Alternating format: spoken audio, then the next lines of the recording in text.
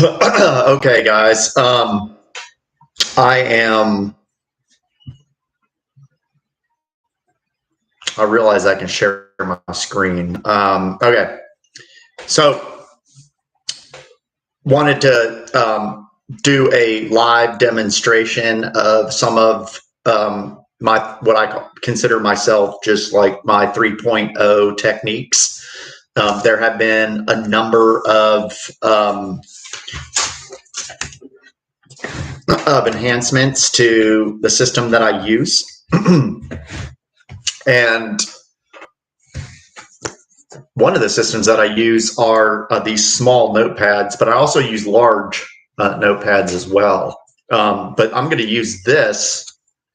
I have these things everywhere, all over the place. I probably have more than a dozen of these. I've got one, why not just ramble around a little bit? I've got over here to my left, it doesn't really matter, but I have my rocking chair over there. So I've got one of these there with a pen. I have at my studio desk now, and I have at least 3 or 4 of these. Who knows why I keep grabbing more and more versions of these. Actually, I've got a thicker one. Let's grab a thicker one. This one only has a few pages left.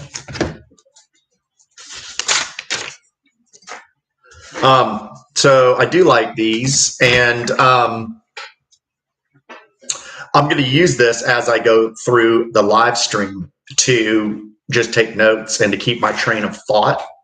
And so you'll see me writing down notes quite a bit, and especially since I want to do a more organic sort of walkthrough of these different techniques that I have found very useful, especially these new ones.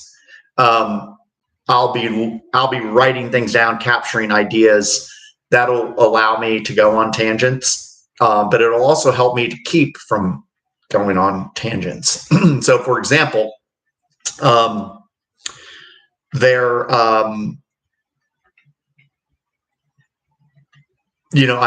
might introduce.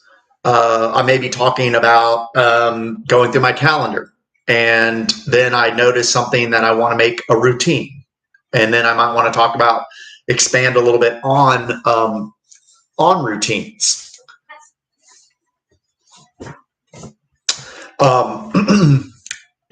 Or I might just make a note. Hey, I want to expand on routines for a little bit. Let me put this to bed. So, like many of you, I'm sure, I have my notes contain lots of arrows flying all over the place.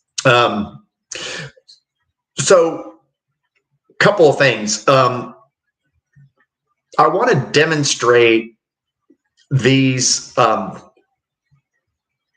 I want to demonstrate these techniques in real time, doing things that I would normally be doing anyway. And so let me bring this down a little bit. Don't pay attention to that. This trash over here, right there. Or maybe I should do it like that. That's by design, which is another thing I can talk about. But what I want to do is I want to go through more real time what I'm doing right now today. And then I have some of these new techniques that I want to demonstrate. So let me write some of these down on the 3.0 real quick. And as I write them down, I'll tell you what I'm writing down so that you can join the party here. So the first one is called SEAM, which is, these are acronyms. Atom. We also have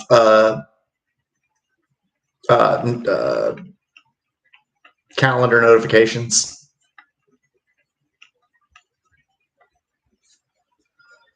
And then I'm going to keep a list of these as I go. So the first one is called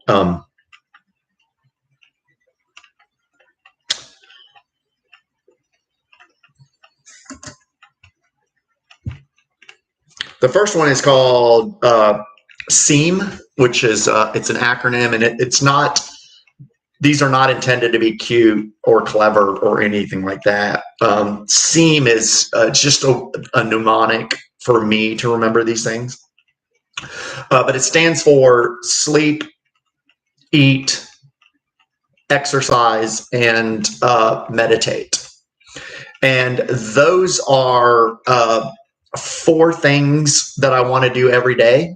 And those are the only 4 things that I have to do every day. So that represents my routine.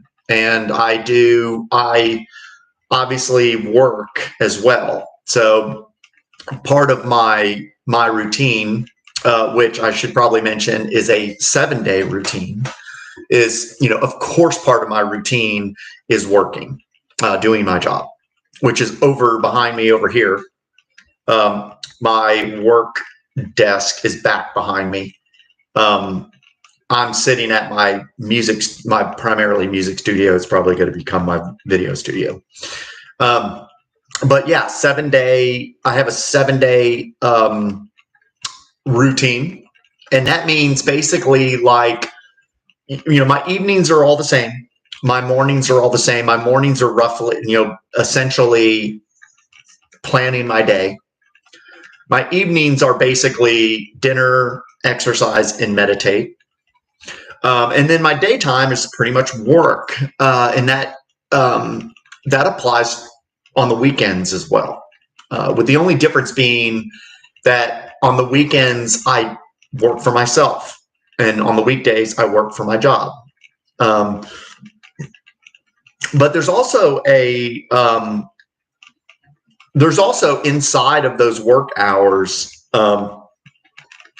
I do have flexibility, which is another technique that I'm going to employ right now.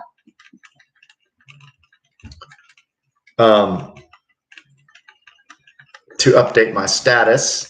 So, and then I'm using something called a breadcrumb on here. So to remind me, so there's something on my phone right now that I can see with my eyes that I need to remember to keep doing throughout this presentation. All right. So let's see, where was I? I wanted to do this, and I talked about my routine and 7-day routine.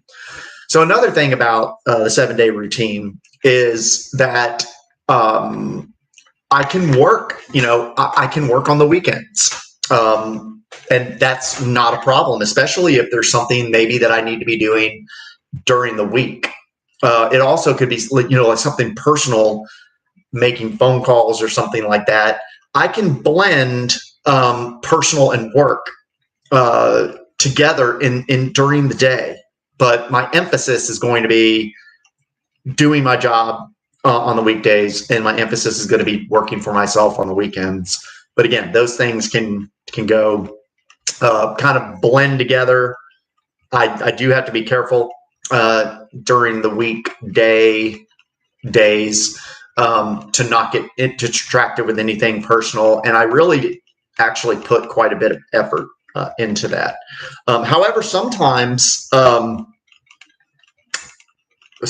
things could be slow, or I'm waiting for something from someone at work. So I always have things I can pick off, personal things, even if it's just running the dishwasher, whatever that I can pick off, even if I'm waiting for a computer process to run. I'm a data architect, so I will often have to be waiting for my computer to do something.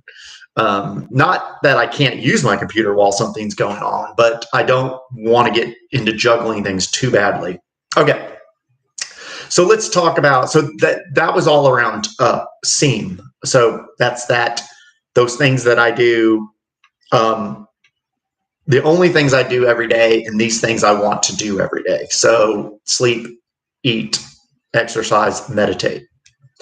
I have another acronym that I call ADAM. In fact, let me grab, I really like this piece of paper I have.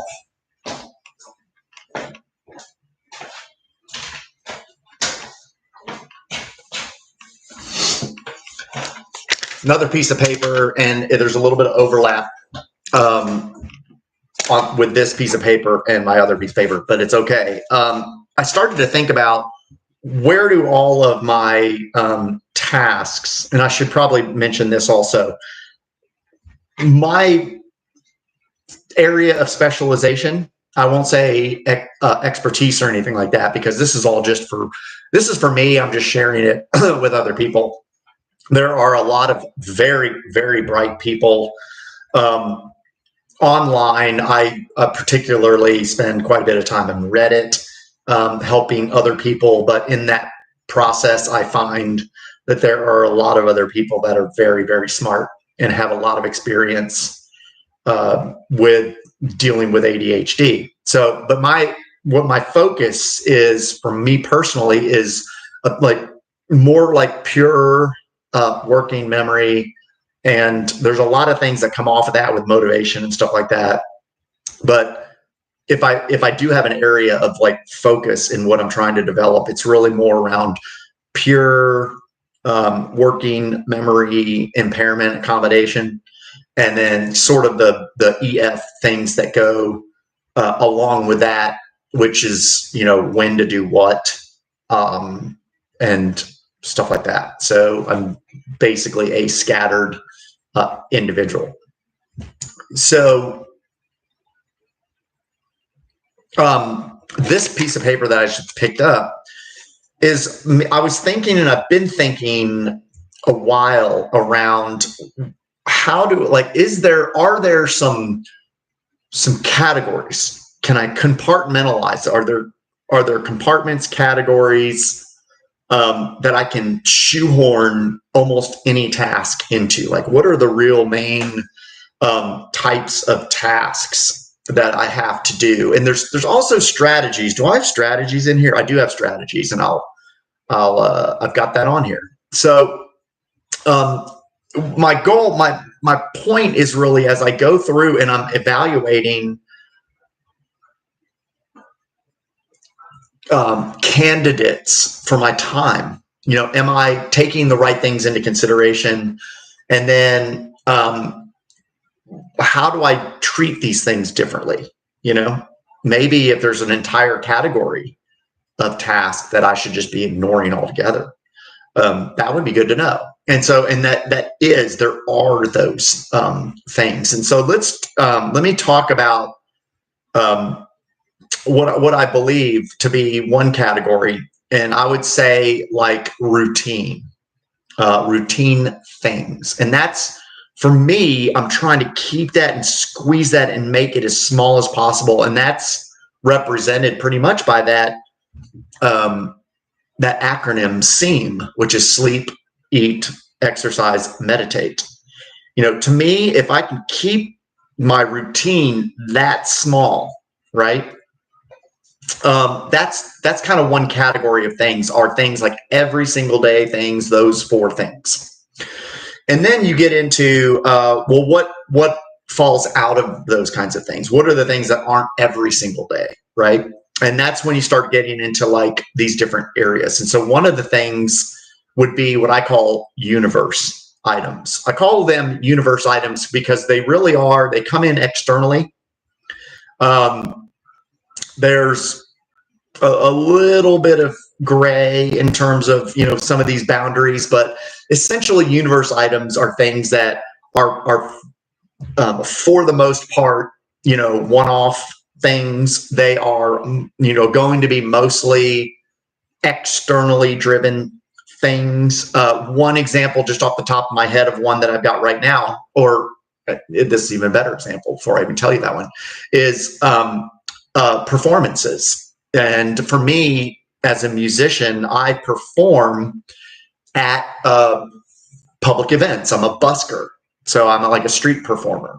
And so the universe, these opportunities, I play at these events, festivals, different locations. The opportunities are presented kind of by the universe, by external things. It could be the weather, a beautiful, when it's in seasons that are nice to be outside. There's also that, and then those are followed by festivals when the weather's nice, or during seasons when the weather's nice.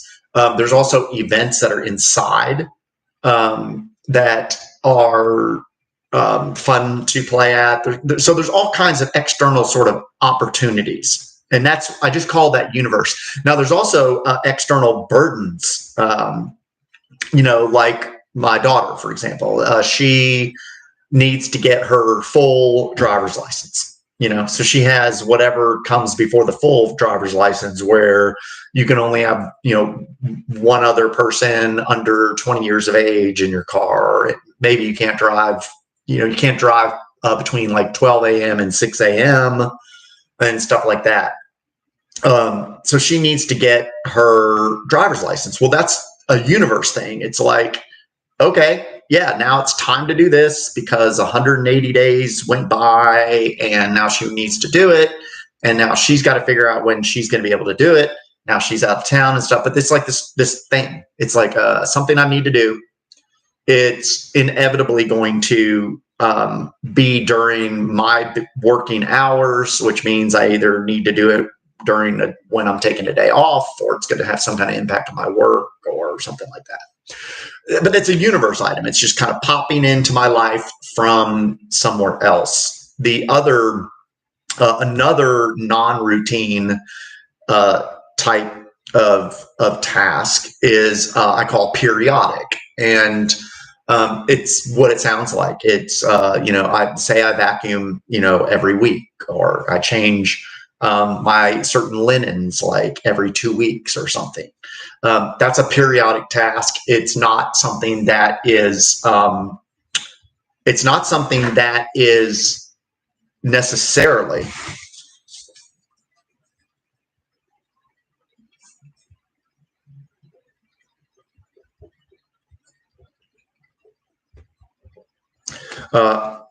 has to happen at a specific time. So, for example, this is not the best example, but let's say like every I got one.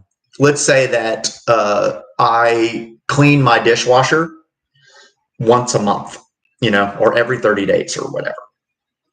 Okay. So does it matter when I do that? Like, am I going to clean my dishwasher 30 days from today, and that's going to be a Tuesday at 1:37 p.m.? No. And it doesn't even really need to be that day. It's just on average, I kind of want to be thinking about it every 30 days. But there are obviously opportune times to clean my dishwasher, like after I run a load and I unload the dishwasher, I can throw the cleaner in there right then when it's empty, run the cycle, and then I can start loading dirty dishes into it after that cleaning cycle is done. So that would be a periodic thing, and it's not every fourth Wednesday. It's not the 5th of every month. It's nothing like that. In fact, it's something that I will. The driver of it is when I complete the task. So I don't, if I am, 5 days late for cleaning my dishwasher, that doesn't mean I'm going to I'm not going to, let's say, okay, I'm going to clean my dishwasher and it just happens to be on the 17th of this month or something. And let's say I don't get to it till several days after that, which doesn't matter, as long as my dishwasher is running and performing well. I'm not going to do it on the 17th of the next month if it's only 2 weeks away. It's from the time that I actually do it, 30, because it's clean, right? And so 30 days, it'll stay clean, blah, blah, blah.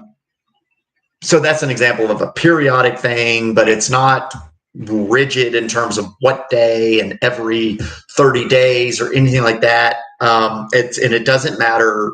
Not only does it not matter, or not only does it not need to be done at a specific time on the given day that it's available to do, it doesn't make any sense to try to have it be at a certain time, because how the day is unfolding, like it's really what I want to do is I want to clean it after I run a cycle and when my dishwasher is empty before I start loading it again. Okay. So that's a periodic, and periodic tasks can have very specific times. There's nothing wrong with that. I don't really have many of those. I guess I could say theoretically like that. I go to the gym typically in the evenings. It's not even that. Even my daily routine is not very super regimented because it depends on how my day went. When did I eat my meals? I tend to want to eat my meals around the same times, and that's because of the sleep cycles. I can't remember what the name is for sleep cycles, but it doesn't always work out that way. And sometimes I have like a big lunch, and sometimes I don't have much of a big lunch. So at the end of the day, am I going to be hungry? And if at the end of the workday I'm not hungry, the first place I'm going is to the gym. I will go immediately to the gym because otherwise, if I do have dinner, then I need to. I'm kind of dead. I'm sort of in limbo while my food is digesting. So I just prefer to go to the gym first, come home, eat usually right after the gym or not long after the gym. I can throw in a meditation in there. If I'm cooking, I can also work meditation in there and stuff like that. The point is that most of what I do is not shoehorned or needs to be shoehorned into a precise time of day, other than my daily routine, which is pretty much, planning my day, executing, like working. And then in the evenings I do, dinner, exercise, meditate. Now, this is a perfect example of something that is in my 3.0 solution. And this is, I'm starting to use, and this is kind of, it's going to sound bizarre, but the way I got back to this standard,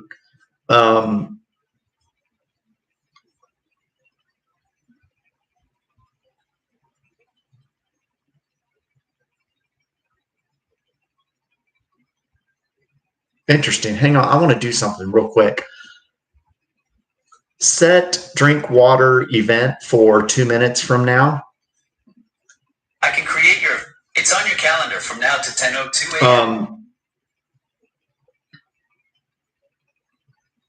Couple of things that just happened. I need to really, really pay attention to the calendar, the reliability of the calendar notifications, because I had my phone made a sound earlier, and I don't know why it did, because it was like 8 minutes after 9 a.m. and I had an event for 9 a.m. and I'm like, what just made that sound? Now, if your phone is locked and there is a calendar notification, like a banner notification, that comes in, it won't it can't come down from a banner like this. It will just display your lock screen, and on the lock screen you'll see whatever it is that it's trying to notify you of, which is totally fine. Okay, did you hear that? Oh, that's okay. So that's the one I probably just set. Let's see. Yeah. So now what I just did was, I remember that I have to be drinking water to keep my energy up. And I used to just drink large quantities of water, not large, but a big, large glass of water with my meals. There's a reason for that with Ayurveda philosophy and stuff like that, of how you can maximally absorb water, right? But anyway, we went into the 9 o'clock hour, and my drinking water reminder was for the 8 o'clock hour. So I missed the boat, and I just realized that. So I just went ahead and had Siri make an event for 2 minutes from now. The reason I do 2 minutes from now is if you do 1 minute from now, it's not actually 1 minute from now. So, if it's 9:02 and 55 seconds, then you're not going to get the notification. So I've started to land on like 2 minutes from now, and I have Siri do it because, if you try to do it in the calendar, you're limited to like 5-minute increments. And anyway, it's awkward and clunky. This way I can just throw something on my screen. So if I tap on my screen, I now have two things. I've got drink water, and I can snooze these things too. I should probably test that. I'm going to test that just by snoozing the drink water. And then I've got, I need to ask my appliance guy, like, what are they charging me because they're coming over today? So let's do that.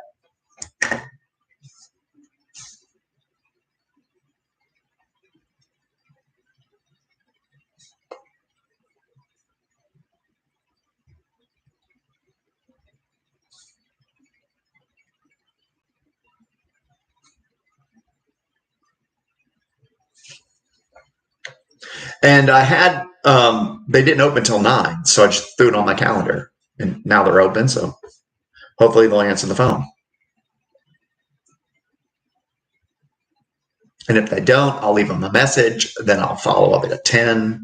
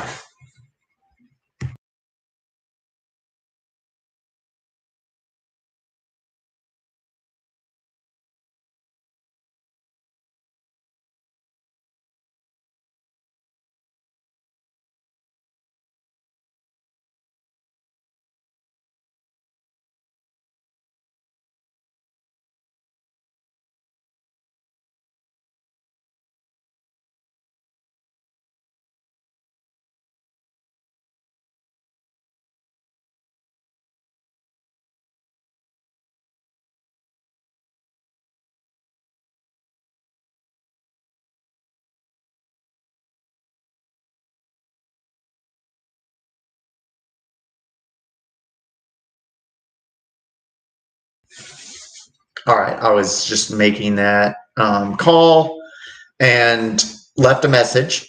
And so now I want to follow up. I don't want these people charging me. They'll probably tell me what they charge when they show up, and then I'll just tell them to fuck off. But what I'm going to do is, all I do is I go into my calendar, and I'm just going to drag that down to, right now it's, we're in the 9 o'clock hour. And so I just dragged it right down to the 10 o'clock hour.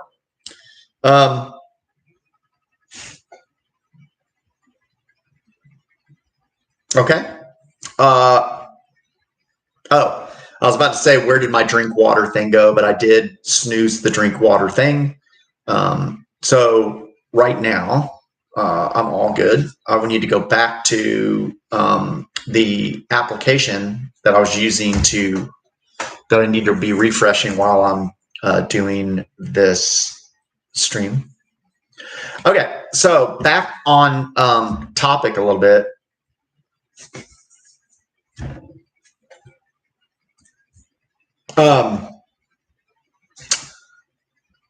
So we're talking about routine things. There's another. Oh, and I was looking at what are the non-routine types of tasks, and so there's these universe tasks. This is a perfect example of what I call a universe task, and that's like my washing machine needs repair. It's having a problem, so I need to have the appliance person come out and take a look at it. That's a universe thing. It's not a routine thing. It's not anything that I decided to do because I want to clean my house or I got a project or anything like that. It's just popping out of the universe. Yesterday, I had no problems with my appliance. Now I got a problem with my appliance. So that's a universe thing. And these universe type things are handled in a certain way. And we can talk about those. But first, it's like there's also periodic. Oh, we talked about periodic things. Also, these universe items. Sorry, I wouldn't call them universe items. I would call them. There's a whole nother category of information. It wouldn't even be a task, but it could be related to a task. Like, so I have like goals and strategies. So I have goals around how I'm eating. I want to eat clean. I want to, I have ideas for how to eat things like fast food at home, but that's really clean. And I'm trying to stay away from dining out or doing takeout, stuff like that. And so it's information. It's a strategy. It's not like a task, but it's related to a task. It's related to eating. It's related to meals. And so what I'm doing is I'm delivering this information to myself at the point of performance. And in that case, it would be like at meal times is when I need to be thinking about this, or even before meal times. It's like, look, remember not to eat garbage, right? Remember that food is fleeting and stuff like that. So there are goals that I'm working on that I treat like I use the same delivery mechanism for the information. So sometimes the information I receive is a task. Sometimes the information I receive is about a task that I need to do or how I need to do a task. So there's strategy information and goal information that's also coming in. And then there's periodic. We talked about periodic. These are things that happen periodically. It's not highly structured in that it's the second Wednesday of the month or something like that, but it could be. Some things could be like that, but I don't distinguish between those things. If something's the second Wednesday of the month, then what I do is how do I explain this? I tend to use Gmail for everything that is periodic in nature, other than my daily routine. So my daily routine is in calendar. If I have something that even really, honestly, even if I have a dentist appointment or a doctor appointment, which is as specific as you can get in terms of time and date, I may put that in my calendar ahead of time just because it's so fixed. But at the same time, it could change and stuff like that. Now, on my work calendar, I do. So if I have a doctor appointment, which during the day, it does go on my work calendar. But on the personal side of things, I would tend to just put a task in Gmail because Gmail allows me to snooze things. I also, every morning, I review, at least I do a critical item review every morning. And I typically do a full review in the mornings when I'm setting up my day for success. Okay, so that's the periodic stuff. Now we have what I call PRN, and it's like as needed. PRN is like how you get a prescription for medicine. So I think of PRN. It's also like a therapist would say, like, do this PRN, like PRN framework, just means as needed. And there are those things. And the way I think about it is, some of these things I can see and some of them I can't see. So the things I can't see, like, I need to remember to clean my vacuum cleaner filter, right? Well, I can't really see that. But I cover that under a periodic because it's something I can't see. So because I can't see it, I either need to periodically check it or just decide to periodically clean it. Same thing for emptying your toaster of crumbs, you're cleaning your coffee pot, stuff like that. But there are some things that when I think about PRN and as needed, I think more of the things that I can actually see. Okay, so there's my drink water reminder, which I might as well finish this. Let me finish this. I'm going to do this on camera. So I'm going to finish this. Actually, I'm not. I'm going to do this. So here's another thing I can do. I can nag myself. I can create an alarm that I can then snooze that is more persistent. But I don't really need that because I'm sitting right here. So why don't we just keep testing this? I want to test this, which is another thing that I invest a lot of time in, is testing these things. And I got to be careful because sometimes I can confuse like, okay, I'm testing something, but then it like takes on a life of its own and I start getting too structured and things like that. Okay, so for PRN, an example of a PRN,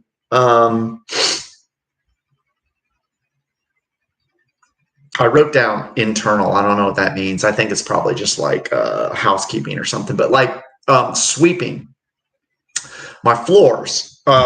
And I can see them. I can see that my floors need to be swept, right? I can probably also see that they need to be mopped, but sweeping and mopping go hand in hand. And so, but that's something I can see. So that's another category. I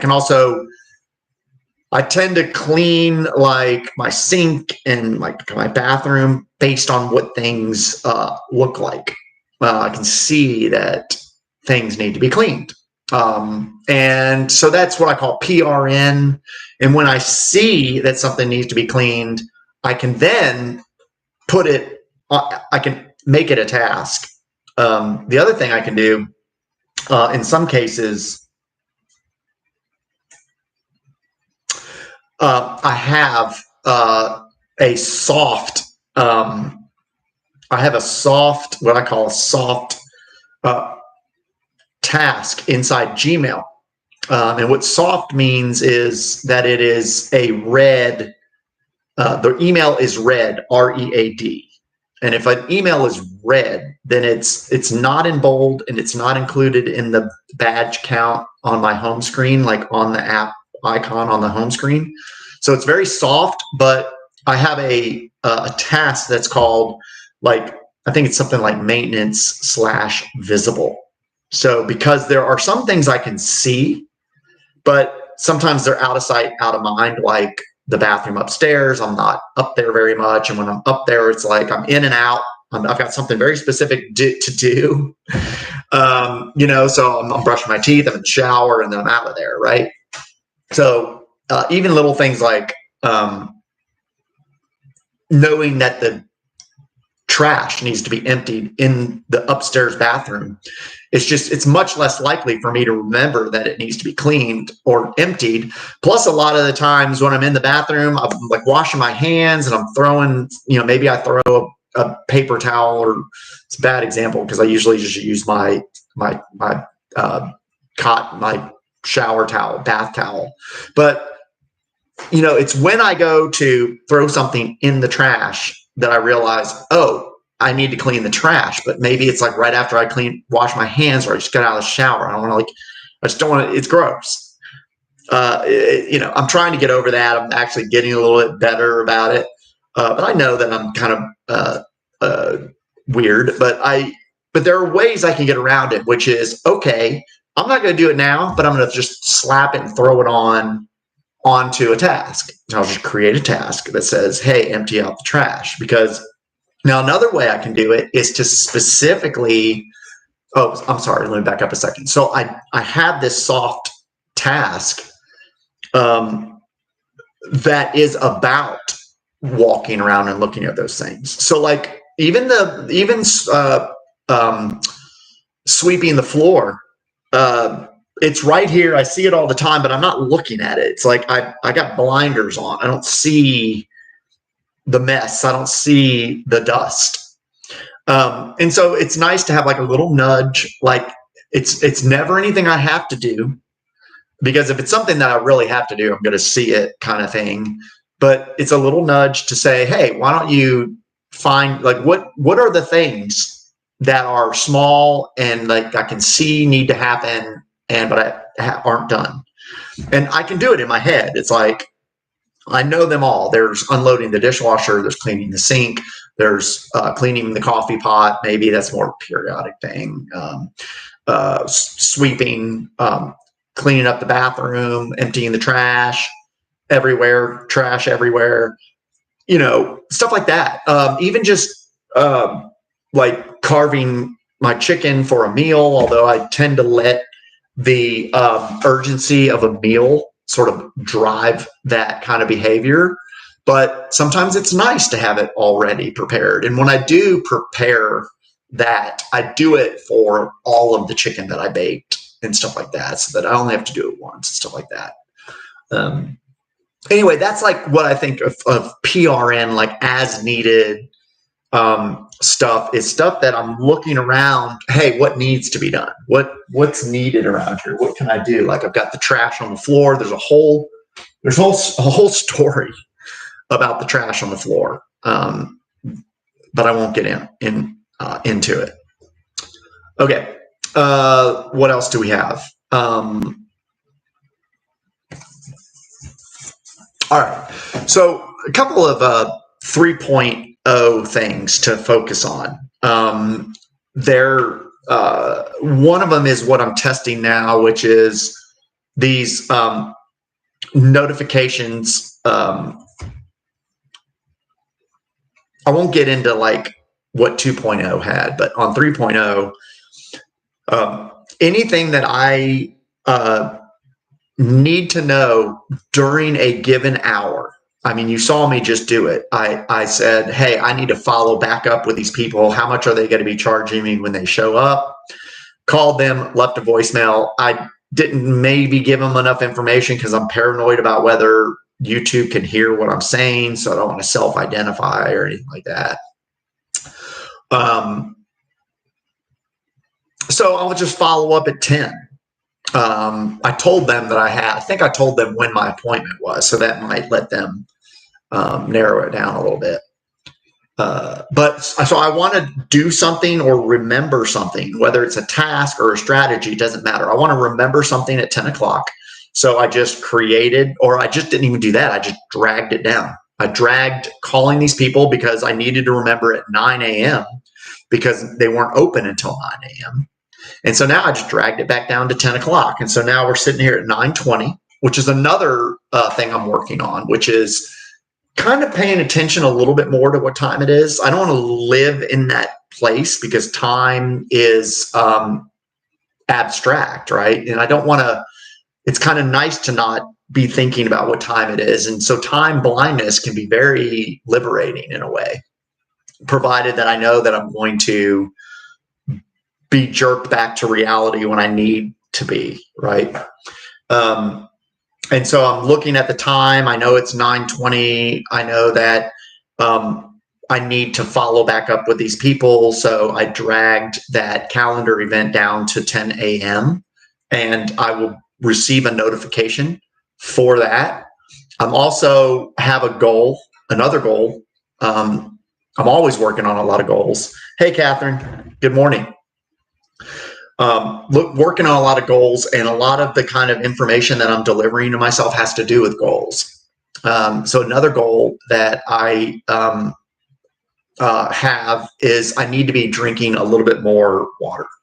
And as is the case with a lot of people that have ADHD, I believe, we have problems remembering to eat and remembering to drink and stuff like that. So I'm terrible at both of those. And I also, even though I drink copious amounts of water with my meals, and I even allow myself to kind of linger a little bit after my meal to finish water, I don't think I am dehydrated or anything like that. But I do want to add, I just wanted to kind of add like one more large cup of water. Now, what just happened, what you just heard on my phone is that what I just was talking about. So I have a calendar event on my phone. It was for, I had to end up moving it to the 9 o'clock hour. So technically it's like 9 to 10. But all that really matters for me is that I'm seeing that on my lock screen. That's all that matters. It doesn't mean I'm doing something from 9 to 10. It's not like a doctor's appointment. It's like information I need between 9 and 10 a.m. That's all that means. And so what I'm doing now is I am testing the reliability of the calendar notifications, especially the snoozing part of it, because I want to be nagged. I need to be nagged to remember that I need to be drinking water, especially if I am multitasking, like doing a stream or working for my job or something like that. I do really well if I am, watching TV. I love to, I know this is not a very mindful practice, and it's typically like a very American thing, I guess, to do, but I love to eat and watch TV. And I even love it more now because I can more organically eat and finish my meals, and I'm watching something on television. And so I don't have that problem with like sort of forgetting to eat. But if I'm at work or I'm doing a stream, obviously if I'm doing a stream right now, I'm not going to be able to eat while I do it. But even just drinking, I've been drinking my coffee for 2 hours this morning. And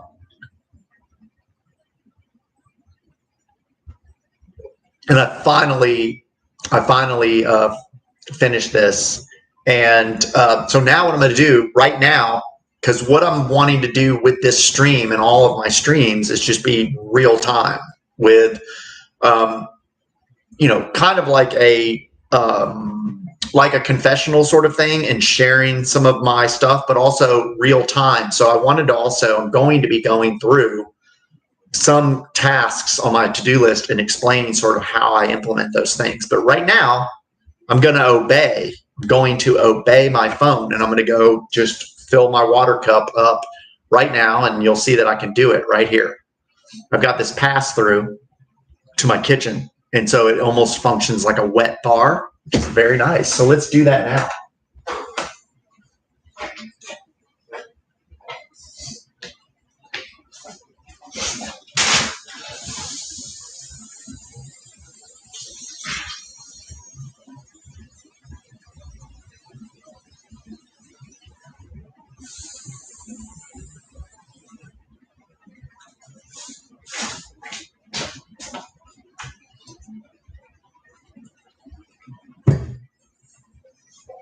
Done. So another thing that I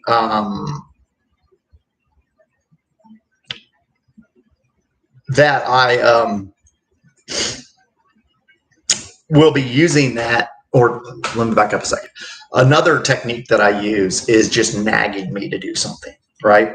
And so I do it with every task that I do. So for example, let's say that right now, let's not use the drinking water as an example. Let's say I'm at work and I have a task that I need to complete at work, and it doesn't matter what it is. We'll call it task A. And I may schedule that. I will schedule it. So what happens is when it's time to work on task A, even if it's the current hour, it doesn't matter. I will receive a reminder. So a reminder pops up, and I will never say dismiss or done or anything like that, ever. I will never do that until I am done with the task, because I know sometimes there are legitimate and sometimes there are not legitimate tangents that I need to go on. So this snoozing this task and being nagged every 5, 10, 15 minutes based on the nature of the task kind of keeps me on a short leash. It keeps me accountable. And so that's a technique that I use, and I'm with 3.0 of my system, I am testing that nag process with the snooze function on calendar notifications on my phone. For work, it's actually amazing how good Microsoft Outlook is with a lot of this stuff, because you have custom snooze capabilities, how reliable it is, how the reminders and notifications come up, the notification center in Windows. It's all very, very, very good. And compared to the phone, the iPhone is pretty bad. There's so many pitfalls. There's so many landmines. There's so little flexibility. And it was all basically, never mind. I'll give you my editorial later. So what I'm doing right now is I'm seeing if I can use snoozing the calendar notification to kind of remind me that there's water that I need to drink.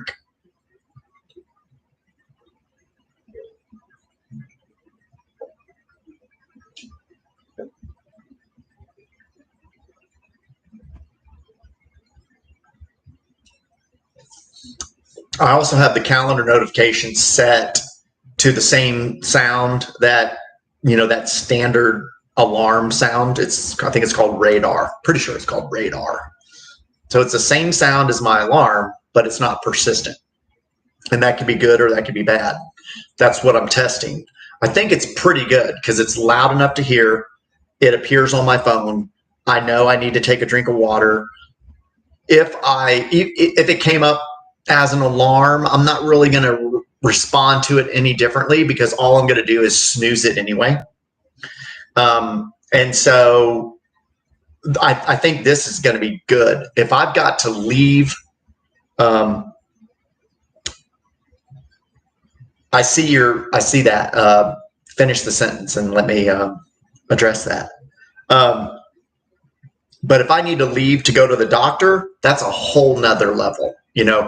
Get your ass in the shower or get your ass in the car. That's really, really critical and urgent. But this kind of thing is not. And so it's kind of nice for me not to have to go and both touch my phone, but also every time I dismiss or immediately snooze an alarm, I'm conditioning myself, I'm desensitizing myself to the urgency of that alarm. And I need to retain that sense of urgency. All right, Catherine, I have about 15-minute alarms set on my phone every day. No, wait, about 15 alarms set on my phone every day. I have my calendar with things set. The problem is me taking the time to look at it. Yeah, I had a similar thing. I used to have a lot of calendars on my phone, and I know part of it is just in us. It's inside of us where we just get out. I don't know, you just ignore it. But I think part of it is exacerbated by the volume. You've got this fire hose coming at you all the time. And what you're saying is maybe like what I was saying, where I'm being careful to desensitize myself, or to not desensitize myself to the alarm. And actually, I have no alarms for the first time with the version 3.0 of my process. One of the changes I made was going from having an alarm set for every single hour. So at the top of every hour, I had an alarm. In fact, I had an alarm for 9 minutes prior to the top of every hour. And it was kind of a heads up that I'm going into another hour. But the other thing was it gave me time to look at what I was supposed to be doing this hour, and then I can drag things down to the next hour so that they would be included in the notification on my phone's lock screen for the next hour, if that makes sense. Because if I wait until the top of the hour and then I move something to this hour, it's not going to show up on the notification screen. It has to be an event at the top of the hour to show up on that lock screen. Now what I'm doing, I'm not doing that anymore. I have one alarm today. I have one alarm, and it is really one of these critical things. I've got the appliance repair guy coming to hopefully to fix my washing machine, and that's at 2:00. So I've got a 1:30 p.m. Alarm just to bring me back, snap me back to reality. And oh yeah, they're coming over. Maybe I need to do something. And what I'm almost surely going to do is I'm going to snooze that, So I'm probably going to snooze that 3 times. It'll go off at 1:30. I'll snooze it again. That'll be 1:39. I'll snooze it again. That'll be 1:48. And then snooze it again. That'll be around 1:57 or something. And everything, my whole life is going to center on being ready for this appliance guy so that I don't flake out and forget about it. But that's my only alarm. I have no other alarms. And because everything else, I'm experimenting with this, but everything else is I'm trying to use the calendar notification. And I've expanded the calendar notification to re-include the banner. I see your next text. Reintroduce the banner, but the temporary banner. Because I have multiple things in every hour because I'm treating it like a to-do list. So the persistent banners don't work very well when you have multiple things, because it'll come in and then you have to hit it, and then it takes like 10 seconds, and then the second thing comes, and you're like, it's like a minute just to get through these things. But the temporaries will pop down, they'll make the noise, they'll pop back up, they'll pop back down again, pop back up, all on their own. And I can kind of look at them. It's just the right amount of time for me to kind of read them and look at them. And then, of course, they display on my lock screen anyway. It's brilliant. It really, really works well. But if I ever have anything critical, then I always have my alarm. Oh, yes, I have an alarm set, 7:45. Be ready to leave at 8. Then 8 equals leave house. Excellent. Yeah, totally. I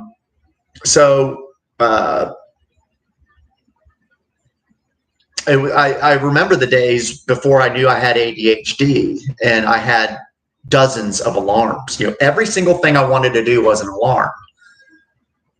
The problem with that is that the volume, also it's overwhelming. And then if an alarm goes off and then it's like, oh, I can't do it right now, then what do? Do you snooze it? And then now you're just getting hammered with alarms, and then you start getting desensitized from it all. Or let's say that you want to, the alarm I set an alarm for, noon, and then, I don't want to do that thing. Well, when do I want to do it? Well, maybe it's 2:00 or something, so I'll reset that alarm for 2:00. Well, I can't see in my head, like, what the alarms mean in terms of my day. But in the calendar, I can see my day. I can piece it together. I can drag things around, and it's super, super useful because of the working memory problem and the visual memory problem. So I can see everything, do everything. And then I just have really, honestly, 99 out of 100 times, I just need to be made aware that there's a new hour. And that, hey, look at your phone. And then if I look at my phone, let me back up a second. So I'm not even doing those alarms anymore. So interesting story of how I got back to, like, full circle back to using the calendar notifications. So I decided that I was getting sort of peppered, even with these top of the hour alarms. I started to think that I was kind of feeling too structured as they were going off every hour, especially if I had a top of the hour alarm, but there wasn't anything that I needed to do. There weren't any tasks on my phone. So then I started to think, well, what if I did this? What if I, when I'm planning my day, what I do is I set a top of the hour alarm for whatever I land on is the next hour that has something. And then when that alarm goes off, it's like, okay, I know what I need to do now for the 10 o'clock hour. What is now the next thing, or when is the next thing? So let's say the next thing's not until 2. Well, then I would set the next alarm to 2. Now, I didn't have an alarm for the top of each hour. I had a top of the hour alarm, and just the way I did it is I would snooze it, tap on it, and then manually change it to the next hour. So then as I started to think, oh, well, I don't have anything for the next 4 hours or something, why don't I just give myself some peace? And then it dawned on me, it's like, I'm manually implementing what the calendar notification would be doing automatically. And then it dawned on me, I'm like, oh, why don't I just use the fucking calendar notifications again? So it's this really, really bizarre and hilarious like pendulum that just goes back and forth, so I go way over here to being very strict with myself and lots of information and not giving myself much rope. And I start working my way back over here to this end. And it's like, oh, wait a minute, I don't even fucking need to do anything special anymore. Just use the productivity application the way it's designed to use. And that's what I'm doing now. So the other part, so the other thing I wanted to do was, there is something I need to be monitoring on my phone here a little bit. The other thing I wanted to do with you is to, in real time, like demonstrate some of the concepts that I'm applying to my planning, like planning my day. And I've already done my day planning. I do it first thing in the morning. I put some coffee on and I sit in my rocking chair right over there. And I just go through my Gmail tasks and I have this whole process. So I already did it, but I thought let me back up a second. I need to do this for myself because I have these new conditions. I have these new strategies that I want to incorporate. And it's this balance of not being too structured, but allowing myself to have a few little strategies that this sounds so contradictory, but having some strategies to help me to avoid having too much structure in strategies. And so I'll explain it because it's this SEEM or SEAM, and then this ADAM, what I call ADAM, ADAM, and then these types of tasks that I've been talking about. So I'm going to open up my Gmail, and I don't believe, do I have anything? Okay, so I have nothing in my inbox, and that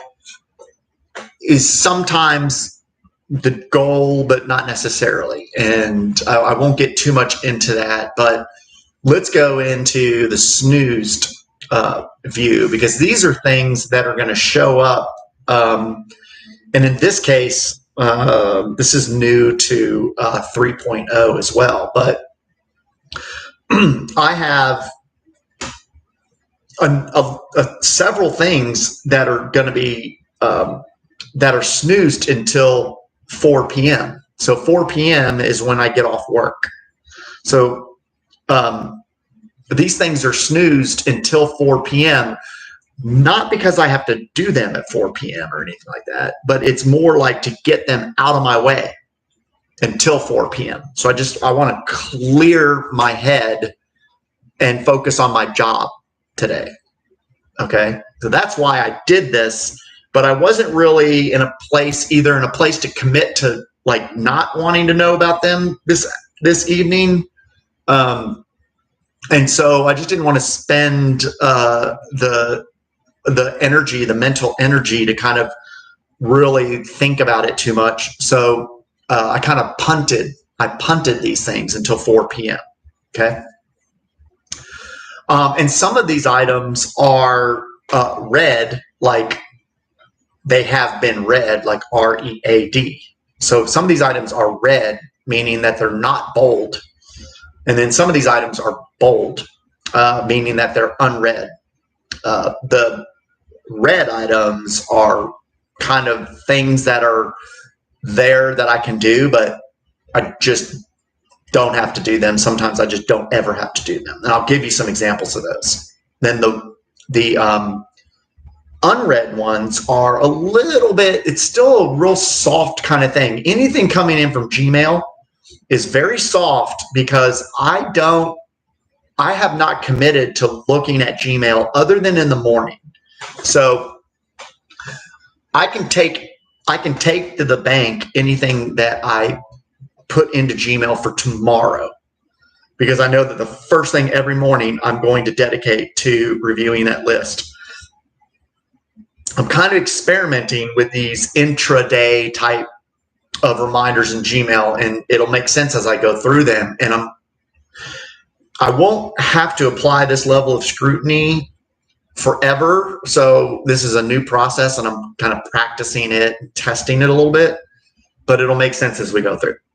Okay, so it looks like I've got like, I don't know, 8 or 10 of these that are going to pop up at 4. So just the first one, let's just go through them, and then I'm going to try to apply these new tests, if you will. So one is called, okay, so the first one is I moved some money from my bank, like my checking account type bank, to a money market account, like online. So I just want to make sure that that money got there, right? Now, the money got there, but it's not part of my balance yet. So until I see that money in part of my balance, so there must be some kind of slight delay in the transfer between these two accounts, but I'm not going to feel good about it until I know that that money is there and it's available. So this is just kind of a soft reminder. It's nothing that has to be done today. I kind of never need to do it, but I don't want to forget like that there's this large amount of money that went, I just don't want to forget it. So it is, it's snoozed for 4 p.m. today, and it's red, READ, which means it's not bold. It is not going to be included in the badge count, which is on the app icon, which I will see when I'm on my home screen of my phone, which is what I consider to be a major intersection.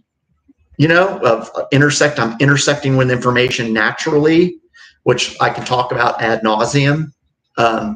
But this will not display on that badge. So I won't be distracted by this when I, if it's the only thing like in my Gmail box, if that makes any sense. But it is something that I want to do. There's no real deadline, that kind of stuff. Okay. So when we think about, but you know what, just for practice, let's use this one. Let's apply seam and atom to this. So seam is not going to apply, I don't think seam is going to directly apply to any of these things. And what seam is SEEM. And these are just, I'm not trying to be clever, cute. These are just acronyms that I want to use to remember things. That's it. And they were already there. I didn't change things, or it's just, I got lucky. There's an acronym. So SEEM, SEEM, stands for sleep, eat, exercise, and meditate. Those are the only 4 things that I need to do every day. And those 4 things I want to do every day. Okay. So it's just kind of like when I think about a successful day, those are the only 4 things I need to remember to do. And because of that, it's like, wow, that's not a lot. That's not a whole lot. So I don't need to have it in my calendar. I don't need to overly structure it. I don't have to worry about having enough time to do it. It's easy to do those things. So that's seam. And then atom is really what applies more to everything else, which is what we're going to see in here.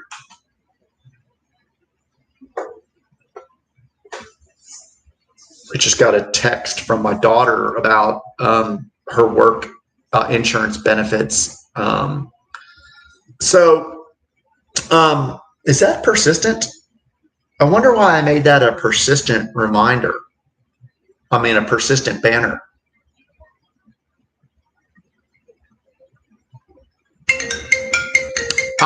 Wait a minute. This is the appliance people. Good morning. Hey, what's up? Yeah, thank you for returning my call. And this is probably dumb, and I'm sure they'll tell me when they show up. But I was just curious. They're not going to charge me like $1 million just for a visit or anything like that, are they?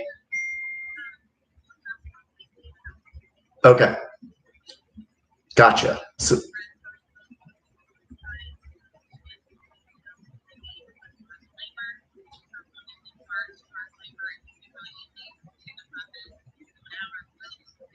yep.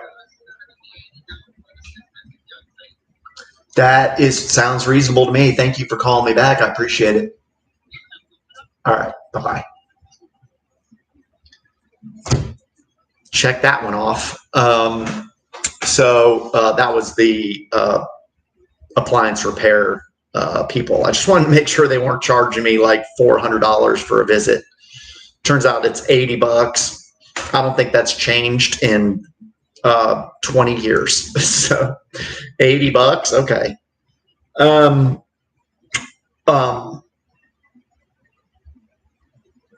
So on Atom is the thing I really want to start to scrutinize, and it's a lot of the strategies that I have found to be very useful. I don't like using hyperbole like game changing and all that stuff. If you ever hear me say this is a game changer, please call the authorities. That's the dumbest thing ever. But some strategies click with me, and some of just words, just terms, just click with me. Okay, so here's one. So Adam is ADAM, and A stands for average, and what that means is the average person. So sometimes if I just look at what it is I think I need to be doing, and I think, does the average person do this? It's really super helpful for me, and it's from a lot of different perspectives. For example, I'm kind of hard on myself. I can be pretty hard on myself about the fact that I don't seem to be able to get everything done, like around my house and stuff. And I wonder, it's like, why is it that I can't get as much done around the house as like the average person? How are these average people going out to the bar every night, or going to the park and enjoying their Saturdays and stuff like that? Like, why am I not able to do that? And I realize what it is. I exercise 7 days a week, every single day. It's a choice, and the average person does not do that. I don't think the average person even exercises at all. And then the other thing I do is that has caused a little bit of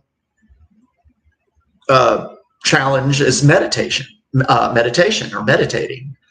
I do both of those every day, and right there, you're talking about an hour and a half to 2 hours every day, outside of like my working hours and stuff like that. That's a lot of time, And so what are other people doing with that time? Well, they may be at the bar, they may be playing video games, they may be like having family time or something like that, which is great. And I'm at the gym, or I'm meditating. And then I also have lots of personal projects which I try to like stay out of. Like there's one happening right now, which this is taking time. Another thing that I do which is going to be a great segue, is playing guitar. And playing guitar for pure joy and just fun there's nothing wrong with that. But it also, I can play guitar for 30 minutes or an hour, and that's great.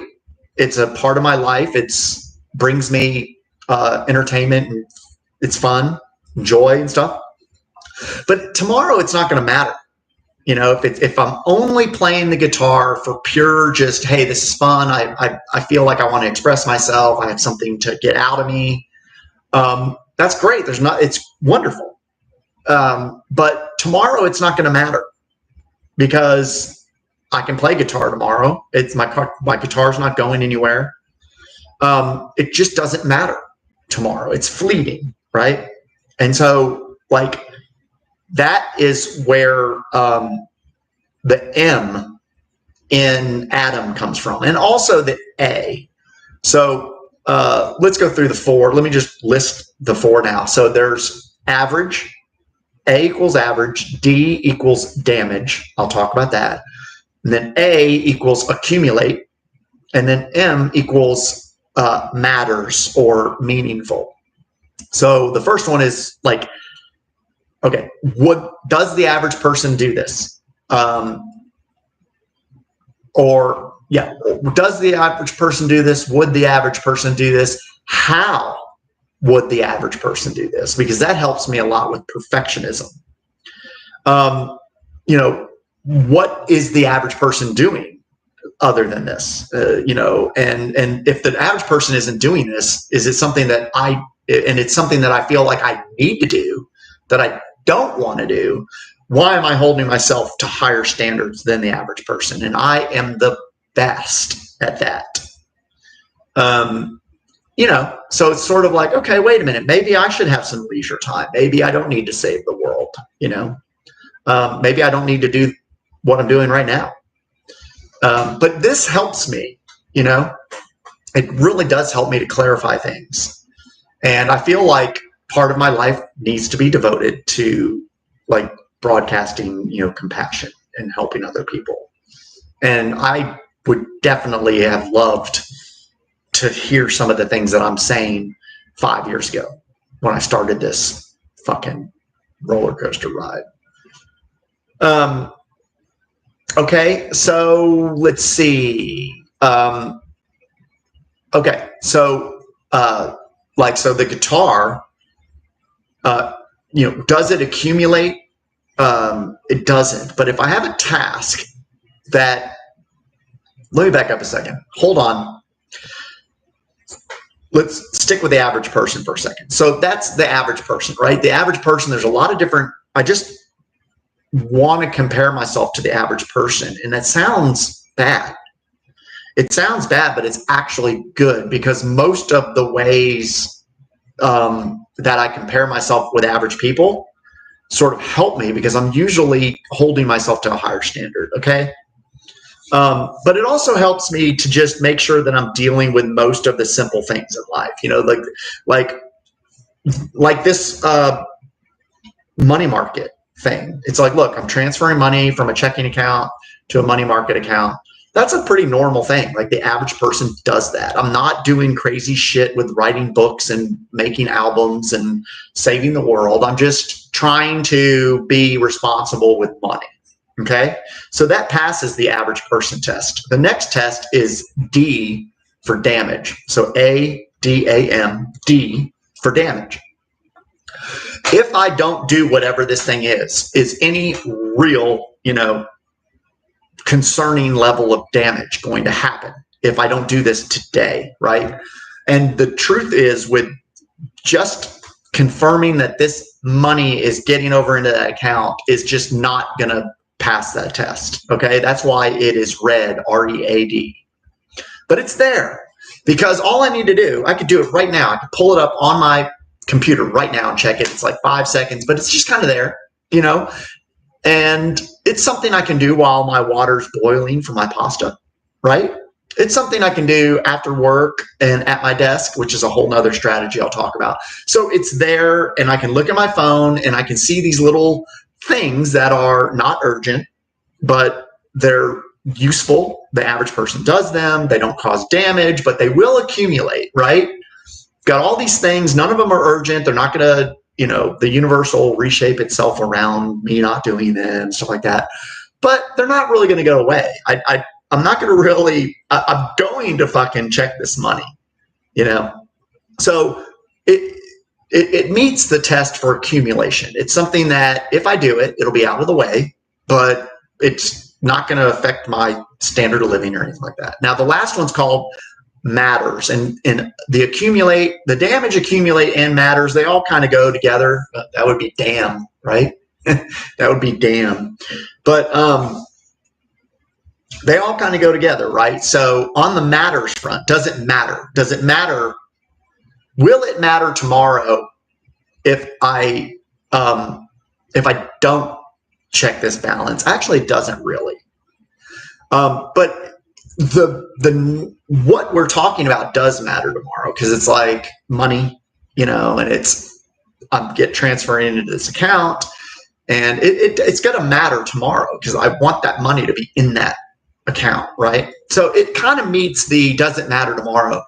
The test that I call matters or meaningful is not really meant to be a test in the positive. It's really meant more to be a test in the negative. So like I was talking about with the guitar, it just doesn't matter if I play guitar today. Like tomorrow, Tomorrow, it is not going to matter whether I play the guitar today. So if it doesn't matter whether I play the guitar today, maybe I need to just, hey, maybe there's some other things I can be doing that are going to matter tomorrow. And I'm also going to have my guitar tomorrow, and I'll be able to enjoy my guitar tomorrow. Okay? So hopefully that kind of makes sense.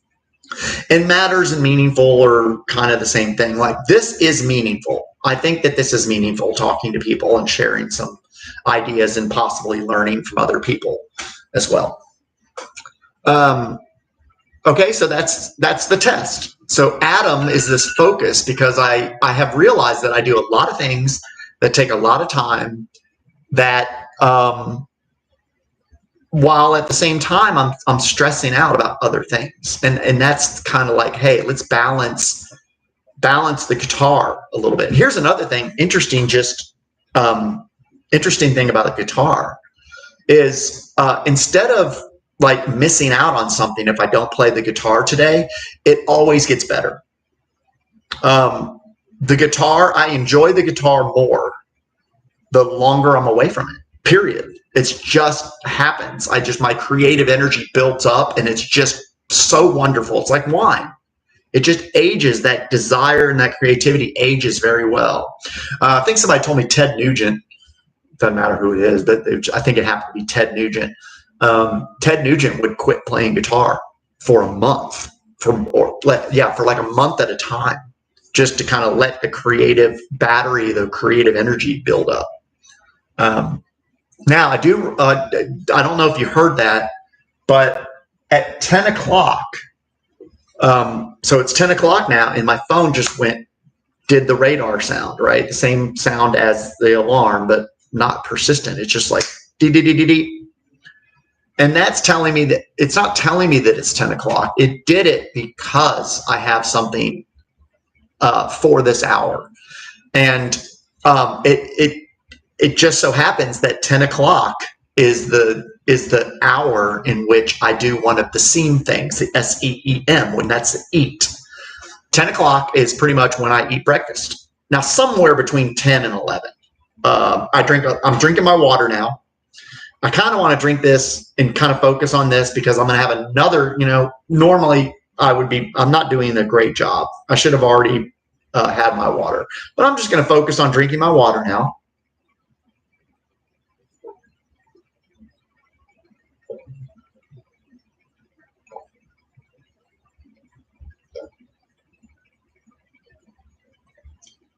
But another thing that I need to take into consideration, other than checking this, oh shit, did you hear that? I think that was probably a text, but I need to go into this other application. because I need to be monitoring something. But here's the other thing. It's 10 o'clock, right? And I know in my head, and I wanted to keep it this way because I think I can do this. I know that I'm in a new hour now. And the reason I know I'm in a new hour is because my phone made a beep. It doesn't mean that I'm not in a new hour if my phone doesn't make a beep, because if I have nothing scheduled at 10 a.m., then my phone's not going to make a noise, right? Like we were talking about. But, and I'm going to drill into that because I'm going to tell you what is on my screen right now that just popped up and why that's on my screen instead of eating, right? But before I do that, I want to take a peek here. So anything that was in the 9 o'clock hour, I lost. Now, or maybe I think I did. I think I lost it, and this is another thing I can test. I know how I can test this. So I don't know what the calendar and the iPhone notification system will do if I snooze something. If I snooze a notification for a calendar event that now is no longer active. In other words, my drink water event was from 9 to 10 a.m.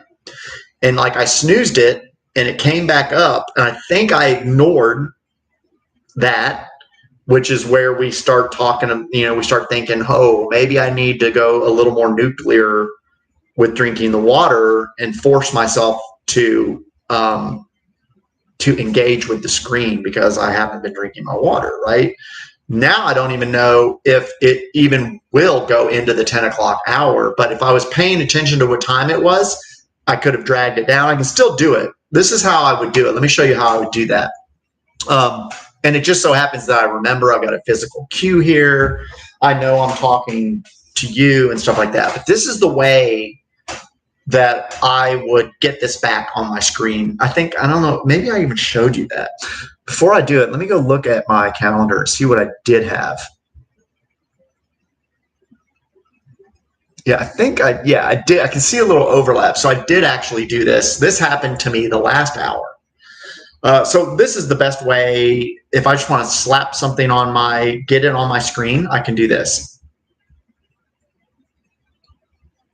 Create drink water event for 2 minutes from now. I can create your event, but you already.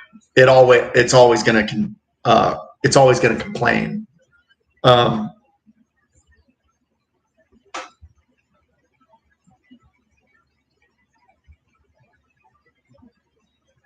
I thought I said to do it. Create drink water event for 2 minutes from now. I can create your event, but you already. I scheduled your event from now to 11:07 a.m. I think what happened was I thought I was hitting the confirm button, but I accidentally missed it. Maybe hit the screen behind it, so I killed it. So it's there now. It's going to be on my screen, within a minute or two. I say 2 minutes because based on the timing, if you say 1 minute from now, what Siri thinks is 1 minute from now is literally like, if it's 10:06, then 10:07. It's not 60 seconds or anything like that, which makes sense because that's how a calendar works. So I always say 2 minutes, right? Just so we can get through the whole thing and it shows up within a minute. And I can even do this, right?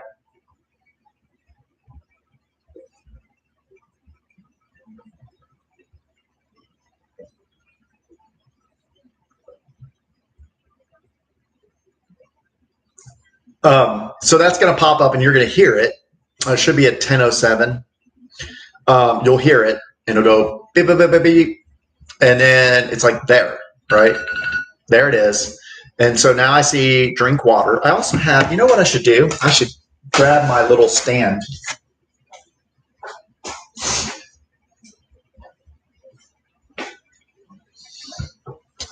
Love this little guy. Any of these are, I'm sure, fine. This was the cheapest one on Amazon, and it got really high marks. And so now I can kind of have this. I can see it. I can't. It's hard to see the screen because of all the glare. And so I love just having that screen like this, so I can see what's going on. So let's see. Where were we? We were. So we're drinking our water. I have drink water on my screen right now. It's there. So it's like part of what I'm doing in this hour. I also have the question. Remember, I was going to follow up with how much this appliance guy is going to charge me, and that's on the screen here. But I can swipe that because they called me back. Then I have brushing and flossing my teeth, which this is a strategy, but it is connected to eating, right? It's related to eating because how do I explain this? I don't need to wait until after breakfast, but the way everything kind of works out in the flow of my mornings is I do my coffee, I plan my day, I start getting myself together with what I call housekeeping. So it's kind of like I've got my personal planning that I do when I first wake up over coffee, and then I move over to behind me, which is my work desktop or my work desk. And I do the same thing. I just call it housekeeping. So I go through that, probably still drinking my coffee, probably wanting to start pushing some water and stuff. And by the time I get through all that, it's like, and I'm actually ready to eat. I'm like hungry. That will be around 10 o'clock. It's just the way it happens, right? So, and there's really no time where I'm going to be brushing and flossing my teeth. So I like to have breakfast, and then after breakfast, I brush and floss my teeth. I'm flossing my teeth. I don't have to floss my teeth. I can floss my teeth at night. It's just so much easier to floss my teeth during the day. At night, I just lie to myself. It's just like, oh, you're sleepy. If you floss your teeth, you're going to get a second wind and you're not going to be able to go to sleep. And I lie to myself. I just absolutely lie to myself about flossing my teeth at night. So I like to do it during the day. So that's why brush and floss my teeth is on here, but not eating, because I know when I need to eat. I don't want shit coming into my face like eating. Now, if I start forgetting to eat or something like that, that's fine. But since I started to think, I want to start to see if I can get used to checking the time. See if I can, neuroplasticity. Let's see if I can train myself to be like looking at the time. It's 10:10 a.m. I want to just look at wherever the time is, or just wondering what the time is. I want to see if I can do that to where I don't have to have all these alarms, and I can kind of wire my brain to kind of appreciate what time it is, and then kind of see where I am.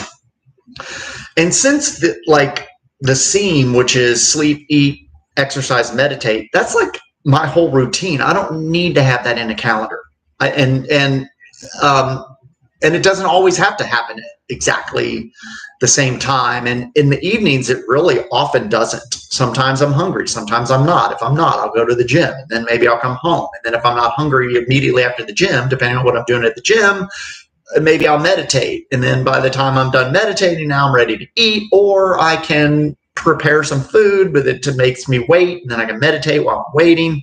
It maybe my daughter's calling me, maybe I got to run an errand, maybe there's something going on at work, but it's not much to remember, sleep, eat, exercise, meditate. That's not much to remember. So I don't have that I don't want anything else on my calendar, but strategies. I do. And I will not remember to floss my teeth or brush my teeth. I will not do it.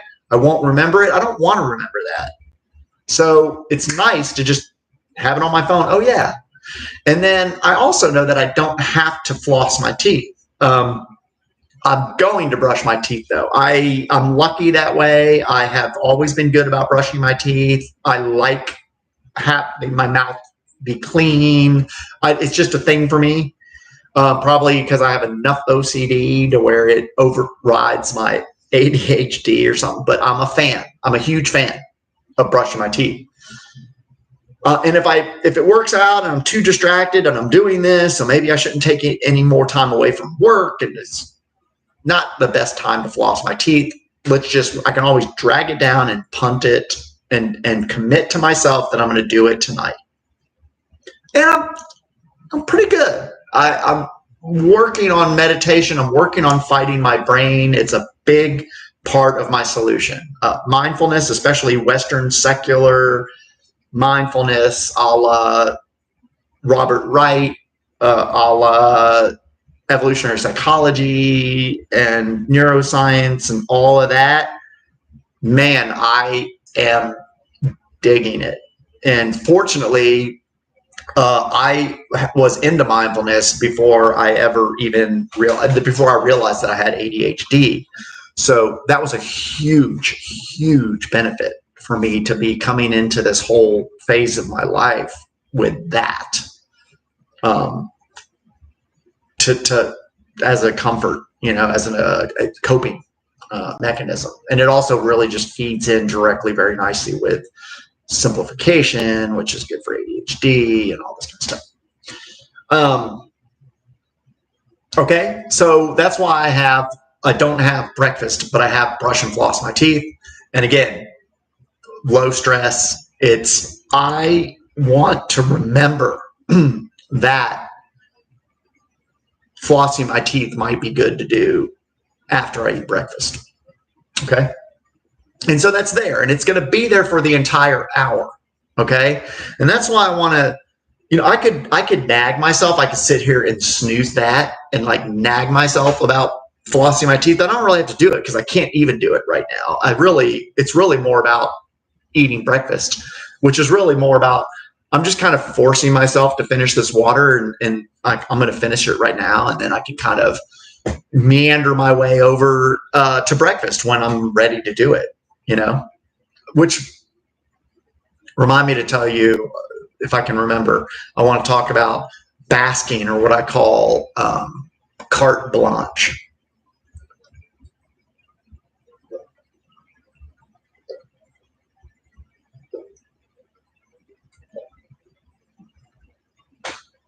So I also have this thing I call carte blanche, and that's blank check, carte blanche. I call it basking.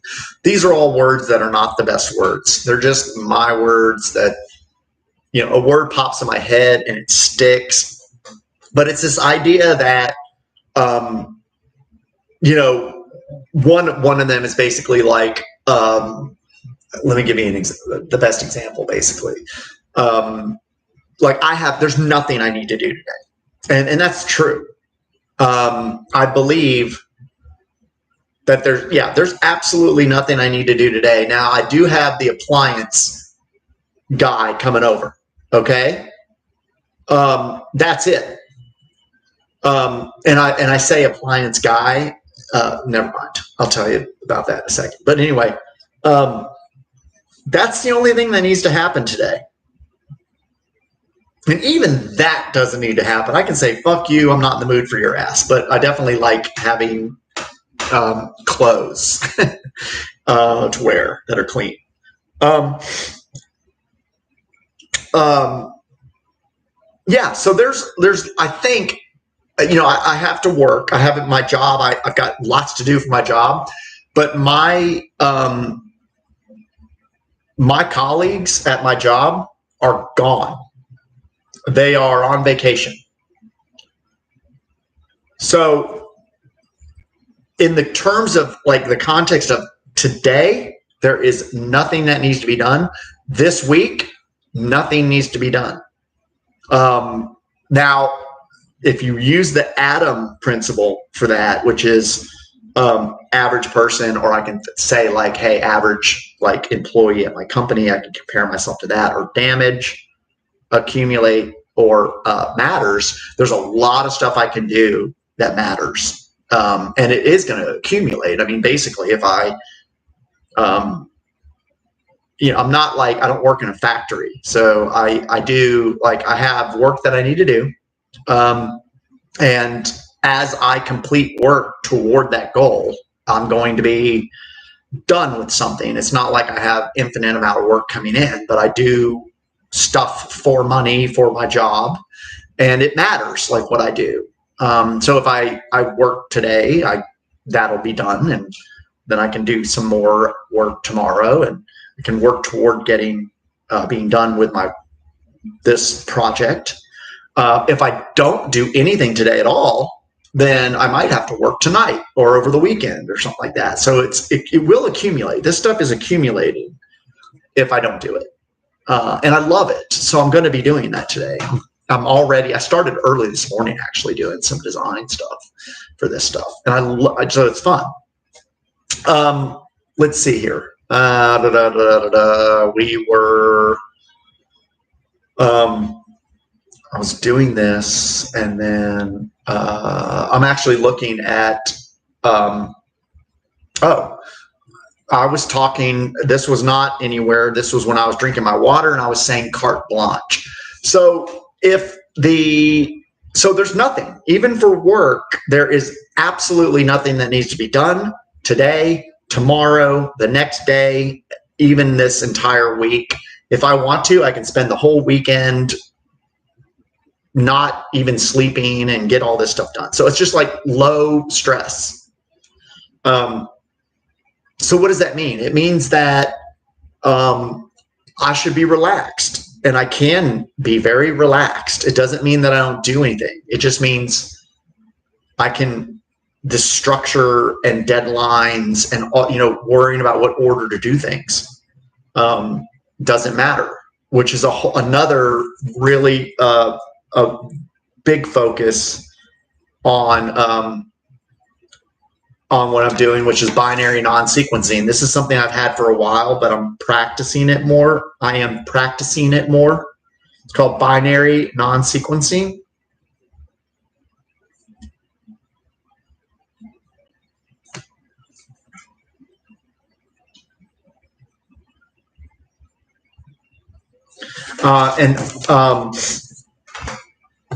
This can also, like this first example that we were talking about over here, I'm pointing to my phone, of this moving money from my checking account over to this money market account in the ether.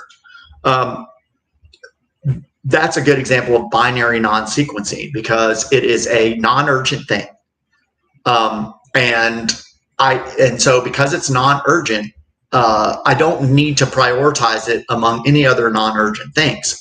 Why is that? Why do I not? So I can do it. I could do this. I can check this bank account, and it doesn't matter whether I do that first or some other non-urgent thing first. Why is that? Because none of them need to be done today.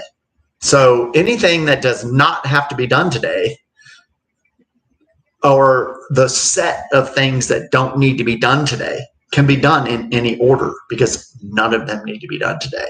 So now the only thing that does matter about those is that, and this is not always the case, right? But in general, it would, if it's possible, it would be better to do those things, or if you did none of those things before you completed all of the urgent things, right? So for the urgent things for today, those things, it also doesn't matter what order you do them in, because they all need to be done today, right? Well, I have nothing that is urgent today, again, except for this. I'm pretty committed to getting my, washing machine is like a pretty foundational sort of civilized kind of thing. Although even that, if I think about it, I live in an apartment complex. We have a laundromat. So honestly, don't even have to do that. When we look at SEAM, where we say sleep, eat, exercise, and meditate, it's important for me to remember that eating doesn't mean at home or cooking. It means eating. So I can go and get something to eat somewhere else. So it doesn't always mean that I have to cook. I need to go to the grocery. I need to prepare something. No, I could just bail and go outsource my meals. And that's the distinction between cooking and eating. And I do that very deliberately. So there's really like just almost nothing other than that I need to do today. So if there's nothing I need to do today, then I'm in that space of the non-urgent. There's terms like glass balls and things, but in Adam, it would be like that damage. There's nothing that I have that I'm able to do today that from which damage will occur if I do not do it. So it's just like, it's not that I'm not going to do anything. It's just that I just don't need to stress over putting the whole day together. Right? Okay. And so I was bringing that up because, so the one thing, here's another thing, right? The one urgent thing for today, this is a perfect example of what I was just kind of alluding to earlier. I cannot do anything about this appliance guy until 2 o'clock because the window is going to be between 2 and 4 p.m. So that urgent thing has nothing to do with now. So if I want to go look at this bank balance thing, I can. There's nothing else that I need to do. Now, it just so happens I've got this other hierarchy here. It's called read, read, unread, and starred. So the red items, this is a red item, READ, which is, I just don't have to ever do it. It's fine. I just will feel better about it. So it really is like, fuck that. I might want to look at my unread items. And those are the ones that I have chosen, which we're getting ready to go apply this logic to. And keep in mind that this process doesn't look like it does now. I'm sure what you're thinking right now is that, oh my God, would you just fucking smoke a joint and chill? This is not all that. The process doesn't look like this. It sounds like it's a lot more than it is because I'm having to explain all of these things to you, right? All right. So let's look. I'm going to go back. I need to ping this one thing real quick. All right. So now, God, I love this. I love this. I mean, I feel silly, but I don't. It's another thing. I just won't spend money on myself, and I don't want to do it. But goddamn. So I'm going to go back. Let me check my messages real quick because in my intersection, which is the home screen of my phone, I have a badge count in my text messages app, and I know that at least my daughter was sending something to me. So let me check and see if it's. Okay, so first of all, it's going to a group conversation with my kids and me. So right now, it's not focused on me.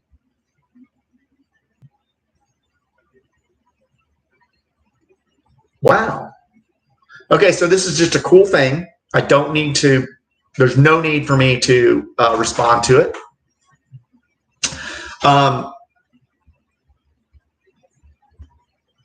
Like I said, oh, by the way, I finished this, but now I'm kind of stuck because I'm doing the stream. So I kind of can't eat breakfast, but this is what I'm going to do.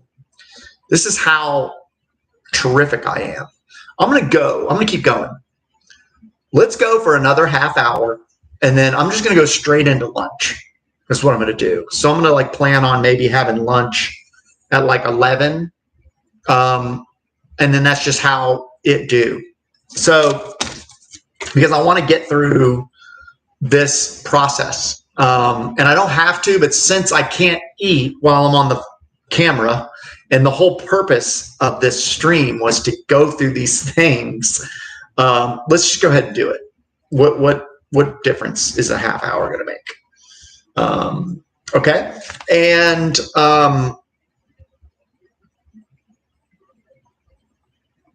so let's go. Here's another thing though, right? Okay. So let's implement this right now. First of all, I'm going to swipe off my drinking water because we did it. I swear to God, I did it. I swear. Okay. And then now I'm sitting here with this brushing and flossing my teeth. Well, if I wasn't filming with you, I wouldn't do that and then eat, because I'm not eating till 11, so I could brush and floss my teeth before I eat and all that. No, that's not the whole point. If I wasn't on here, I'd be eating then, but I'm not.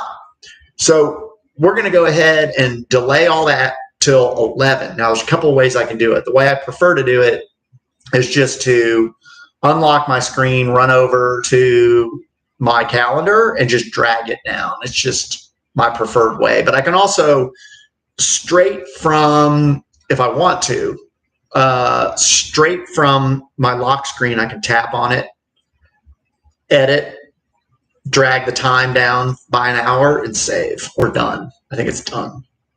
So that's fine, but there's something about me dragging it down visually and seeing that it's there. Now, even if I go and I edit it, let me open it up.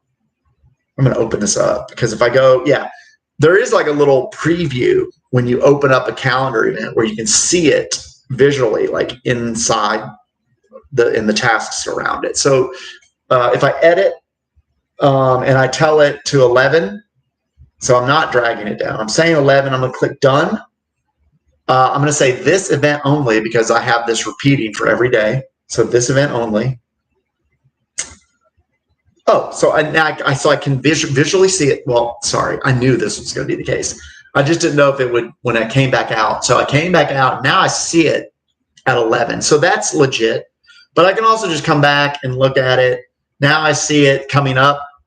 And so now my screen is completely empty.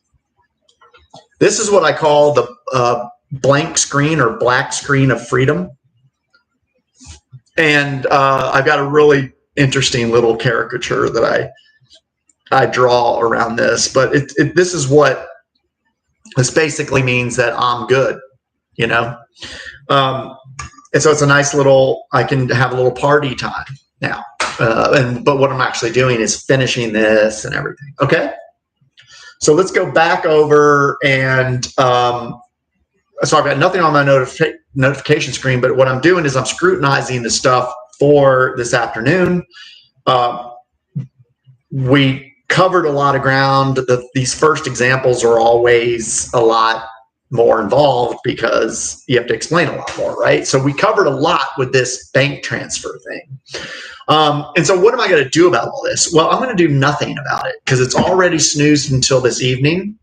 I have another strategy that I think I put this in my calendar. Let me look.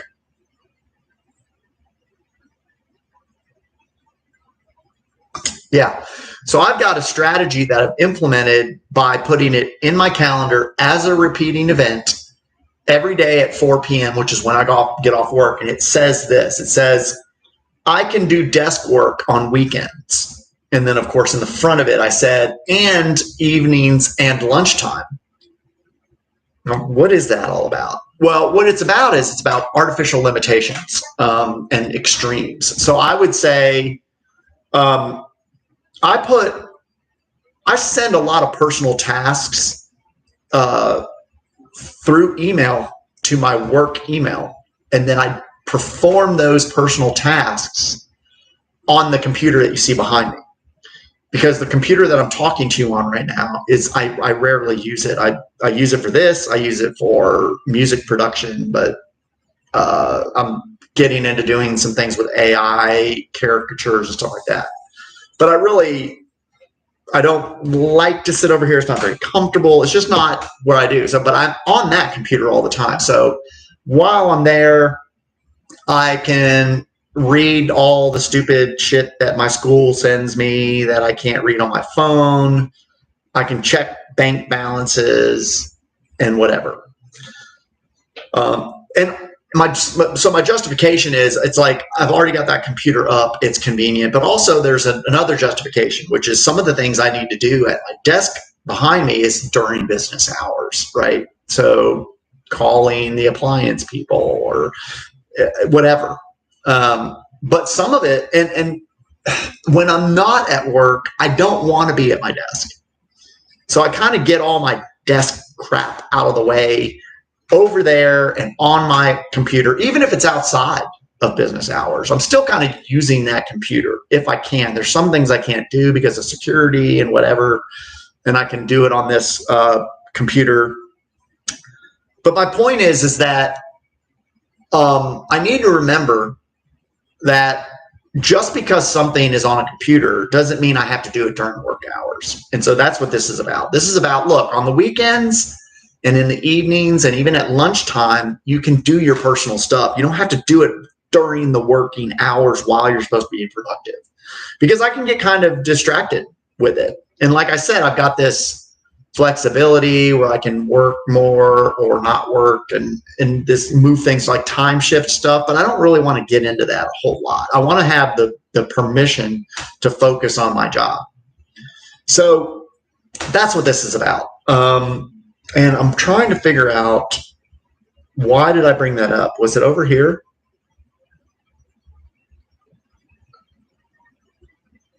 Moving money. Why did I bring that up? Let me see. It's not on my notification screen. Why did I bring up that? Oh, I know why. Because again, I'm sorry, I can't get off of this bank transfer thing. But this bank transfer thing is something that I can, I will probably end up doing on that computer, but it doesn't need to be in the middle of the fucking day when I should be working. It could be at lunch, it could be in the evenings, it could be on weekends. So that's what it was. So I'm trying to figure out, what do I do with this now? Like, when is it that I'm going to do this thing? And my answer is that it's fine that I know I'm not going to do it and I don't want to do it until at the earliest 4 p.m. this evening, right? Because I want to focus on my job. Okay. So I'm going to leave it exactly where it is. It was already snoozed until 4 p.m. this evening, right? So I'm just going to leave it there. And like I said, it is not bold. It's red, as in READ. So it's kind of in the background. It's not going to be in the badge count and all that stuff. So I'm just going to leave it. I'm going to do nothing with it now. So I'm just going to go back out. And I'm going to look at the next one. Now, the next one is called sitting, walking, and sitting, like meditation. So it's like this cycle of sitting meditation, walking meditation, sitting meditation. I'm not recommending this to anyone. It's just something that I do. And it's something where I want to remember that if I'm kind of idle or I've got nothing necessarily that I need to do on a day, in a given day, I'd like to work in some extra meditation. So I also, part of my evening routine, like I was talking about earlier, is I have meditation as part of my evening routine. But I also just want to be reminded that it's something that I can always do. If I'm bored, if there's nothing to do, if I'm feeling sort of empty, if it's a Friday night and I don't have any like plans or anything, and hey, just meditate or walk around the block. I love it. I love to meditate and I love to do walking meditation. I also just like to walk, right? But I'm just kind of, most of my walking now is I'm dual purposing it as a walking meditation. So it's on my phone and it's also red, READ.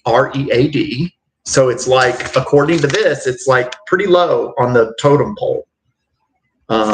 READ, right? And then you got unread and then you got starred things. Starred things are kind of like those critical urgent glass ball type things, right? So there's nothing I need to do here. It's also already snoozed for 4 p.m. So after work, if I come into my inbox in Gmail, it's going to be here. It's going to be non-bold text and it's just kind of there. It's like sitting there. It's like, hey, gee, I've got, I'm waiting for the water to boil in the kitchen. Like, oh, you know what? I can meditate while I do that. Or I can check this bank balance. It's those kinds of things. I just kind of want them sitting there because you know what I would do while the water's boiling? By the way, it's really also great to do stuff in there in the kitchen while the water's boiling. But my habit is to fuck around while the water's boiling. It's almost always like watching TV because of this pass through. I can watch this TV right here and kind of watch the water boiling and see where it is. I also set a timer so that it goes off to remind me that I'm waiting for the water to boil and stuff like that.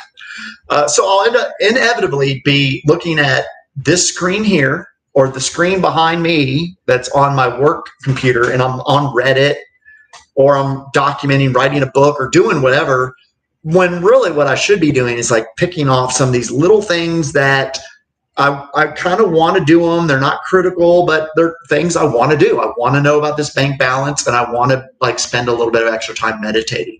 The other day, just for a little bit of tiny tangent, but it is related to this, is that I was stressing out badly.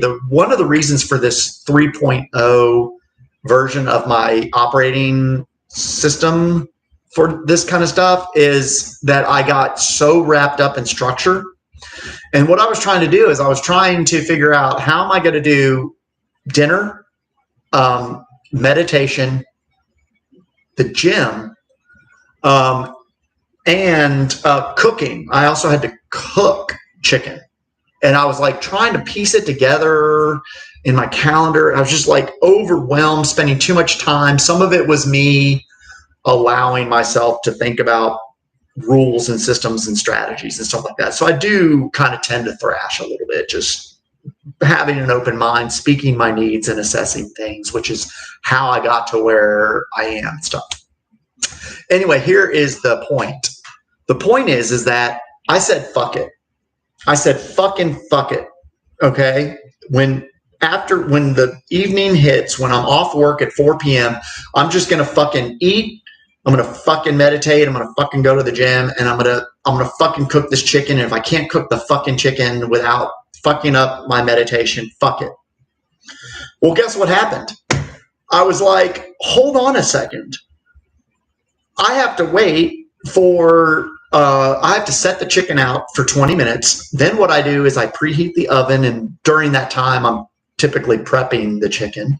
Then the chicken goes in for 20 minutes. Then it has to set for 15 minutes. And you know what I ended up doing? I ended up meditating more than what would that be? It was more than double, almost triple the amount of time meditating than I would have even done normally. And that's with having something else to do. And all I did was decide to meditate while the chicken was cooking, and it was enough. It was enough time. So it's what I'm trying to do with everything that I'm doing now. And the reason I'm bringing this up is that I have a clarity in the moment. I don't have any clarity about today until it's today. So yesterday I had no clarity about today at all. I don't even try to plan today at all. I just can't do it. This morning I had a little more clarity. It's like, oh, I've got my task list. These are the things I wanted to look at today. I put it on the calendar. That's great. And then it's at that time I start thinking about things that are truly like time sensitive, in the sense of like an hour that they occur. So now I've got this clarity inside an hour. I have things served up by my calendar notifications on my phone's lock screen. I'm still in charge. I still have agency. I'm still the CEO. I'm making executive decisions in that moment. And I have a lot of clarity now in that moment, And so that's what I'm kind of going for. And that's why I brought these items up, because like this meditation thing, just being on my phone, it's like, hey, I got like a few minutes to burn. Instead of going over on Reddit or watching YouTube or whatever, like maybe I should just meditate. Maybe I should just check this bank balance, pick these things off. And without even realizing it, I'm taking care of a lot of little things. Take the trash out, clean the kitchen, whatever. And that's why these things are very soft inside of Gmail. So let's go back into Gmail. So anyway, that second item that we're talking about, and I'm applying the atom concept to it as well, right? So the average person, here's an interesting thing about the average person aspect of this, right? The average person doesn't meditate, right? And like I was saying before, that's okay. That's fine. I choose to meditate. And that's does take some of my time. And that's why I don't, have a lot of free time and stuff, but that's okay because I'm some people are at the bar, I'm meditating. Some people are at the park, I'm meditating. But like I said, I exercise, right? So I spend time exercising. I like to exercise. I need to exercise. Exercise matters tomorrow. All of that. And so this meets that test, the Adam test, average. Now, damage is true, actually. If I don't meditate today at all, sorry, this is extra meditation, but it does meet the accumulation test on the positive side. The more you meditate, the more you feel it all the time, right? Then you've got the matters, right? So average, no, it's not what the average person does. Damage, there's an opportunity lost if I don't meditate at all, right? This is extra stuff though. Then you've got the accumulate. Yeah, this is accumulating into like toward a goal, toward a state of mind. It matters tomorrow, right? And that's where the matters comes in of Adam. Okay. Now the next one is it says it's basically this next one is about my kids because my youngest daughter is she's going to be a senior in high school but she's going to be able to take a class at the local university, and there's money that you can get for that. Like she has like money that from some state instrument for whatever, right? It's like a grant or something, and you can use that money for this college class because it's an actual college class. There's no difference in it at all other than they're allowing her to take it. So I need her to figure out how to pay for that fucking class because I'm not doing it, especially since it's only for local schools, and it's very likely that she will be going out of state for school. So this is money that's just going to disappear if she doesn't figure the fuck out how to use it. Well, she's got two older siblings, and they figured it all out on their own. I don't know how they figured it out, but they did. And so I just need to text them and say, hey, can you guys get with Emma and figure out like how to do this shit so that she doesn't end up, because if she doesn't pay it at all, she'll end up with fees and shit like that. And you know how that works. You don't want any of that shit going on. So all I need to do is send them a text. Now, I had this on my list this morning, but I didn't want to send them a text very early in the morning, which is why it's popping up now in the 10 o'clock hour, right? Now, I'm talking to you, not going to happen now, but it's always here. So this is an unread task. And so because it's unread, it's going to show, it's a little bit less soft, because it will appear in the badge count on my home screen on the Gmail app icon. So I just absolutely do not need to do this right now. So if I wanted to, I could say, oh, let's just forward it to like 11 o'clock or something, but it's not even on my calendar. I never even added this to my calendar. So I'm starting to use Gmail intraday within the day, which is against what I normally do. But because this structure of the calendar, I can't really trust myself to put too much stuff in the calendar at particular times. And rather than just put like a whole bunch of stuff in the calendar, and then I can just pick from all these things, and then I slide things around and stuff. It's like, no, because a binary binary non-sequencing, these things don't even need to be sequenced. So if I'm just picking off random things off of this list, I can do that just in Gmail and not be in and out of calendar all the time, right? Okay, so back to, so what do we do with this? Does this meet the Adam test? Yes, it totally does. This is about money. It's about my daughter's education. It is Does the average person care about this? Yes. Lots of people have kids and lots of people go to college. It meets the average person test. Damage? No. It does not. It does not have to be done today. It probably doesn't even need to be done till like the fall or something. The accumulate, yeah, this is kind of something I need to do, but it's really almost just me sending a text message. So it's kind of silly. And then is it going to matter tomorrow? Yeah, this matters. This is about the future, right? So anyway, it's here. It's in the badge count because it is something I want to send. I kind of decided to just send this to them, and I don't want to kind of drop it. So this is in a gray area. It could be red, and I can soften it even more because it just doesn't need to happen. The other option I could do is I can say, you know what, let me just wait till the weekend. Like, let me just get this out of my face.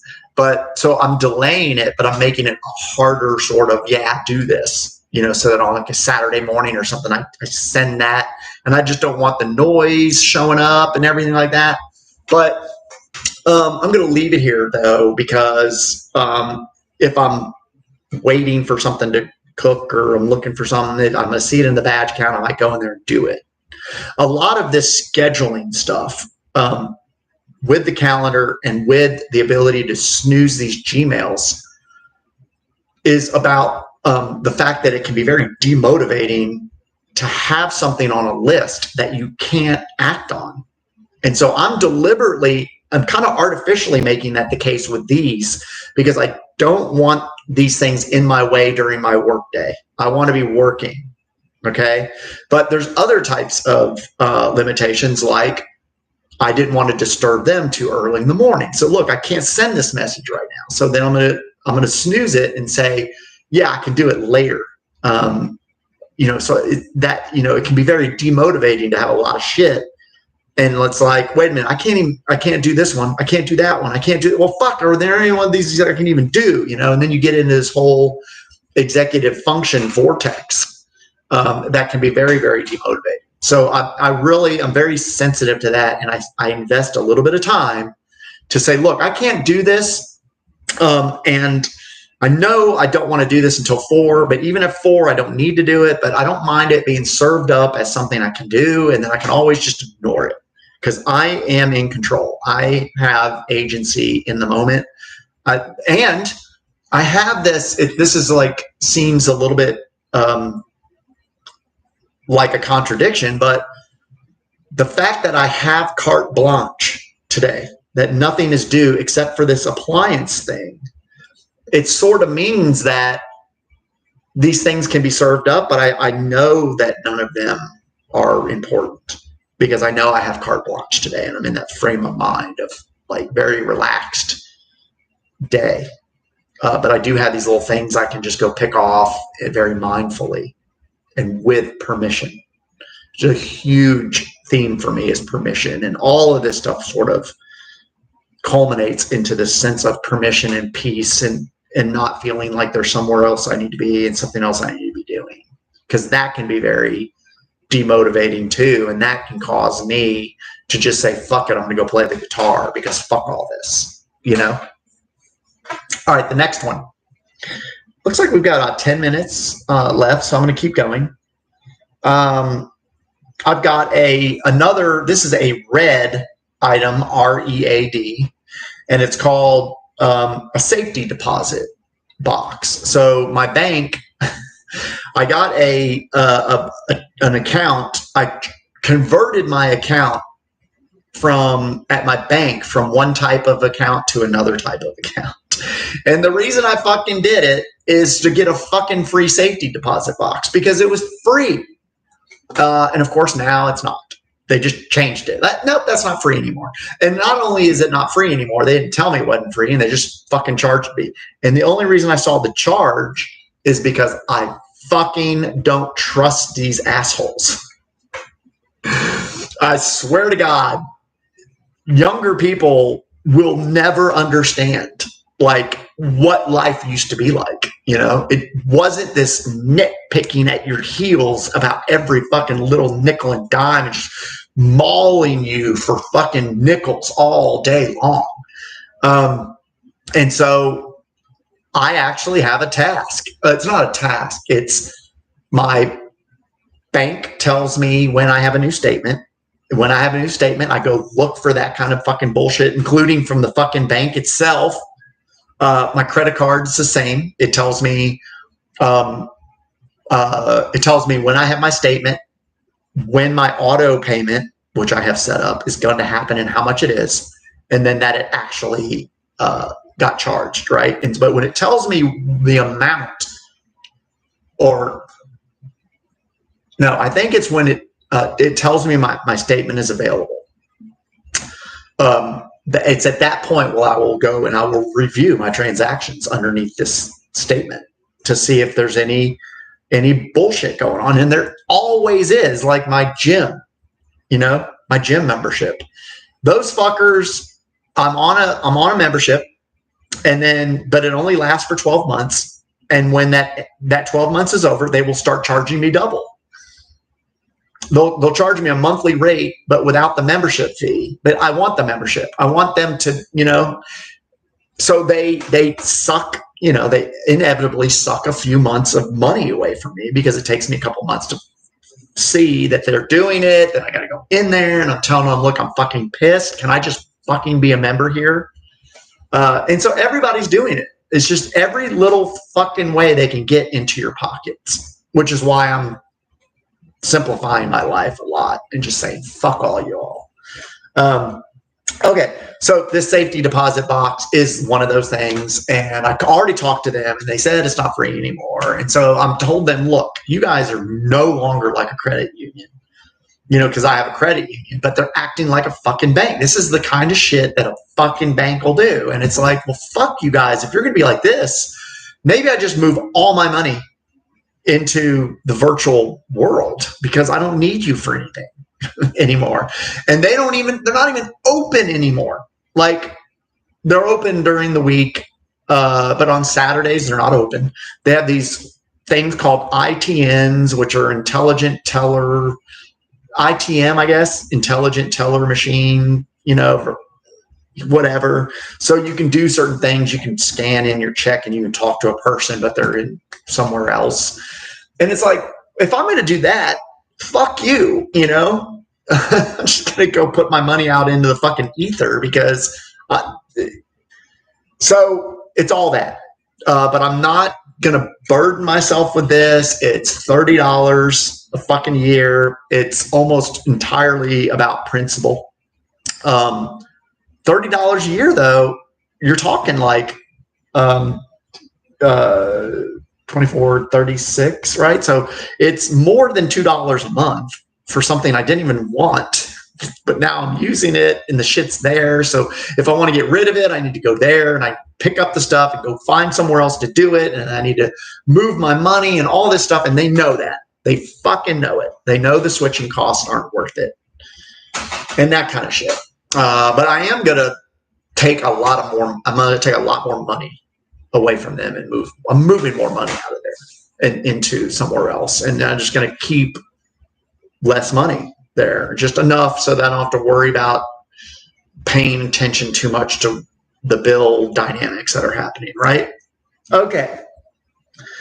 And that one is snoozed until 4 p.m. as well. So it's soft. It's snoozed until 4. It's there. It's something I can think about. You know what?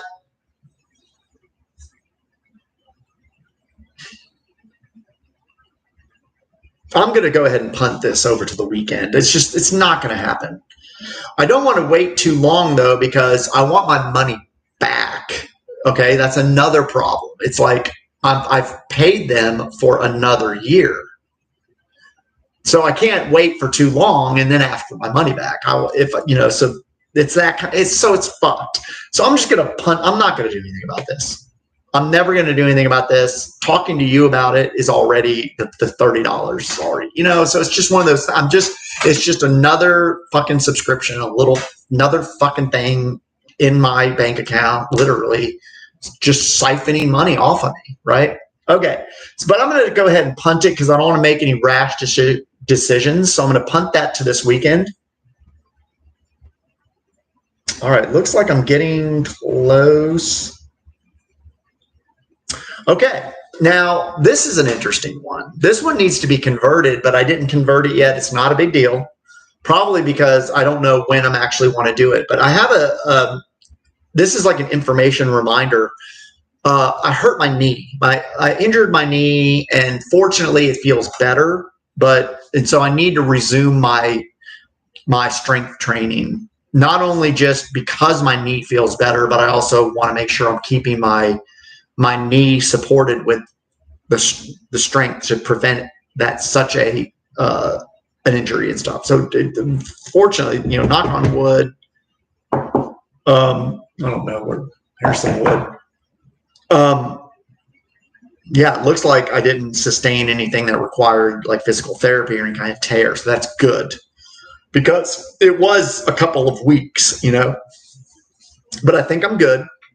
And so now I want to immediately capitalize on this window of strength to just start building and basically doing rehabbing the knee and hoping to prevent this from happening again. Because I swear to God, I'm so sick of fucking physical therapy.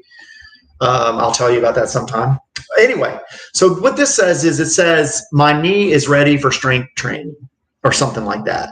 That's all it is. And it's going to, I got it out of my way for today during work, but at 4 p.m. it's going to be one of those things where the badge count comes up, and I want it to be mildly brought to my attention through the badge count. And if I go into Gmail, it's going to be unread. And at that point, maybe I'll figure out when to do something about it. I don't, today is Monday. Is today Monday? I don't even know what fucking day it is. Is it Monday? It's Monday. So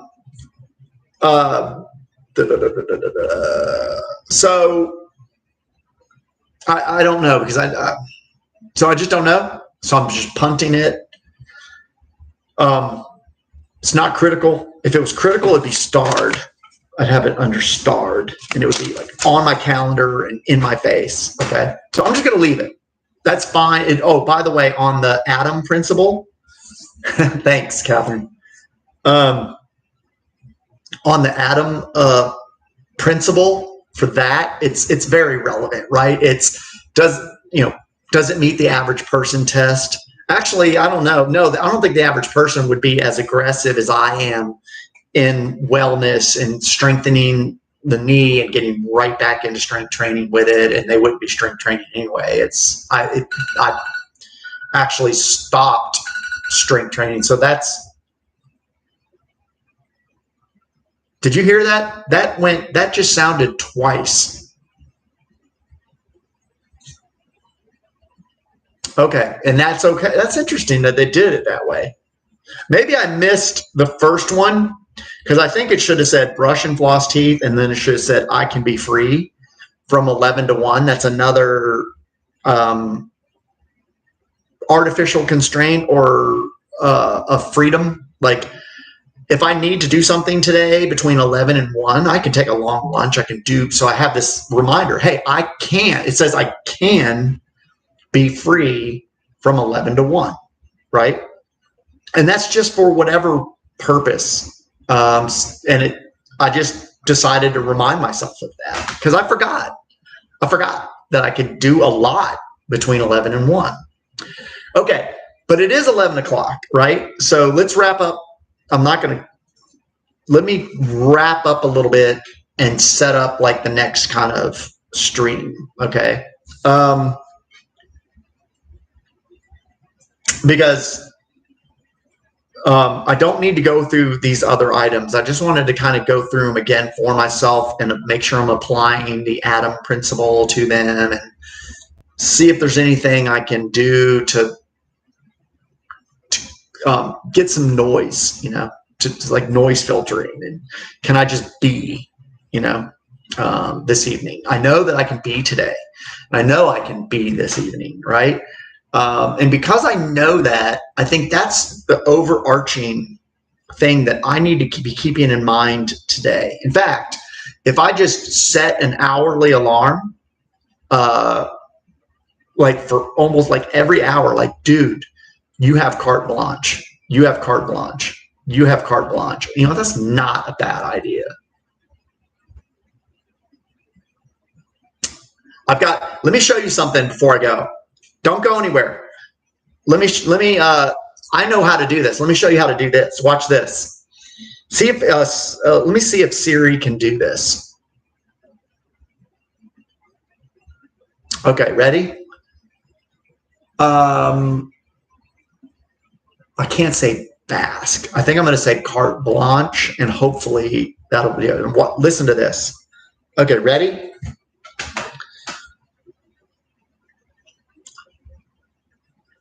Create carte blanche event from 2 minutes from now until 11:55 p.m. I can create your event, but you already have 11 events. It's on your calendar from now to 11:55 p.m. Okay, so I have this thing. I've got a glossary of all these things that I do. And one of them is called what I call consistent reminders or persistent reminders. I think persistent is probably better, but they stay on your phone all day. So it's like persistent reminders, I think, what I'm going to go with. And so now I just created a persistent reminder because this carte blanche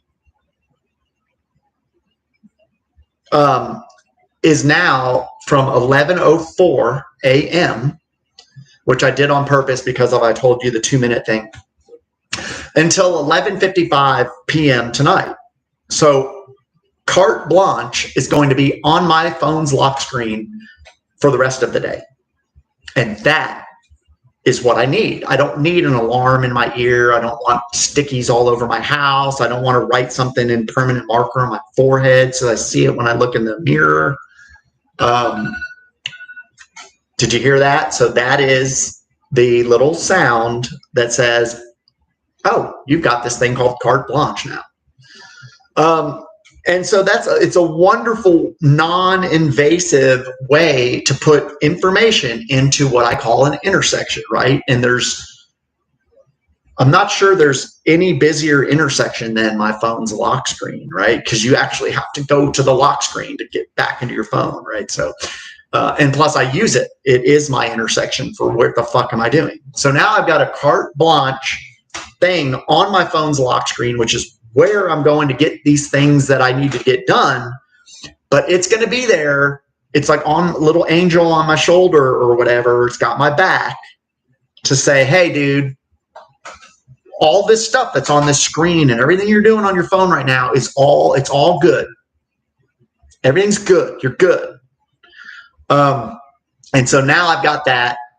And then, and all of these other items, if I wanted to scan these items really quickly, I could just to make sure, like, wait, do I really have carte blanche?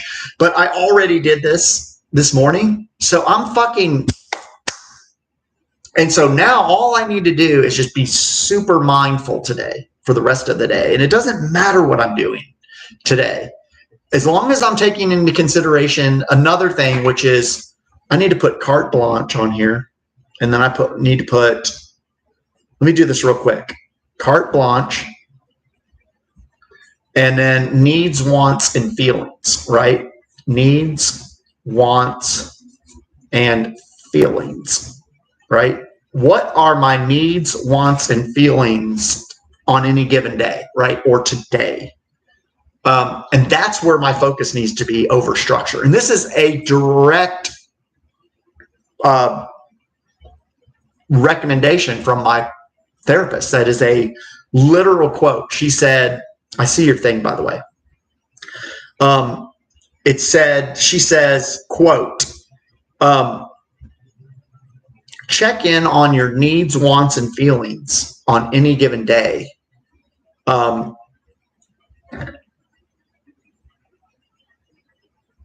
Something about this beautiful structure. What was it? And instead of, overly relying on all this beautiful structure that you created, something like that. And it really stuck with me. I mean, I've never let go of that. And it's a permanent part of my, my strategy set. Okay. Reminder, please, what this stands for, Adam. Gotcha. So you've got, yep, average person, damage. Yep. And then A, these go together a little bit, but A is accumulate.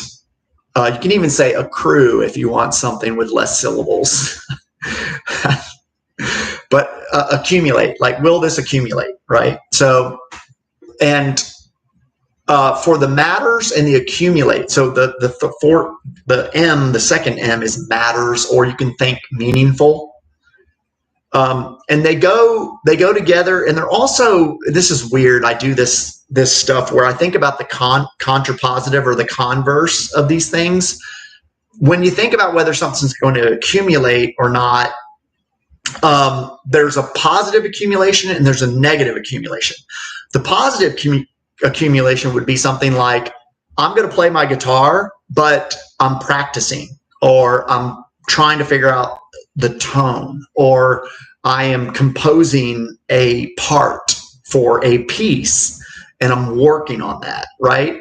That's something that will matter tomorrow. It's something I'm building on. It's a goal or a project or something like that. The negative side of accumulation, it's not really negative, but the negative side of accumulation is something like, I need to sweep my floor, right? And if I don't sweep my floor, it's not going to go away. It's not going to accumulate, but my to-do list is going to accumulate, right?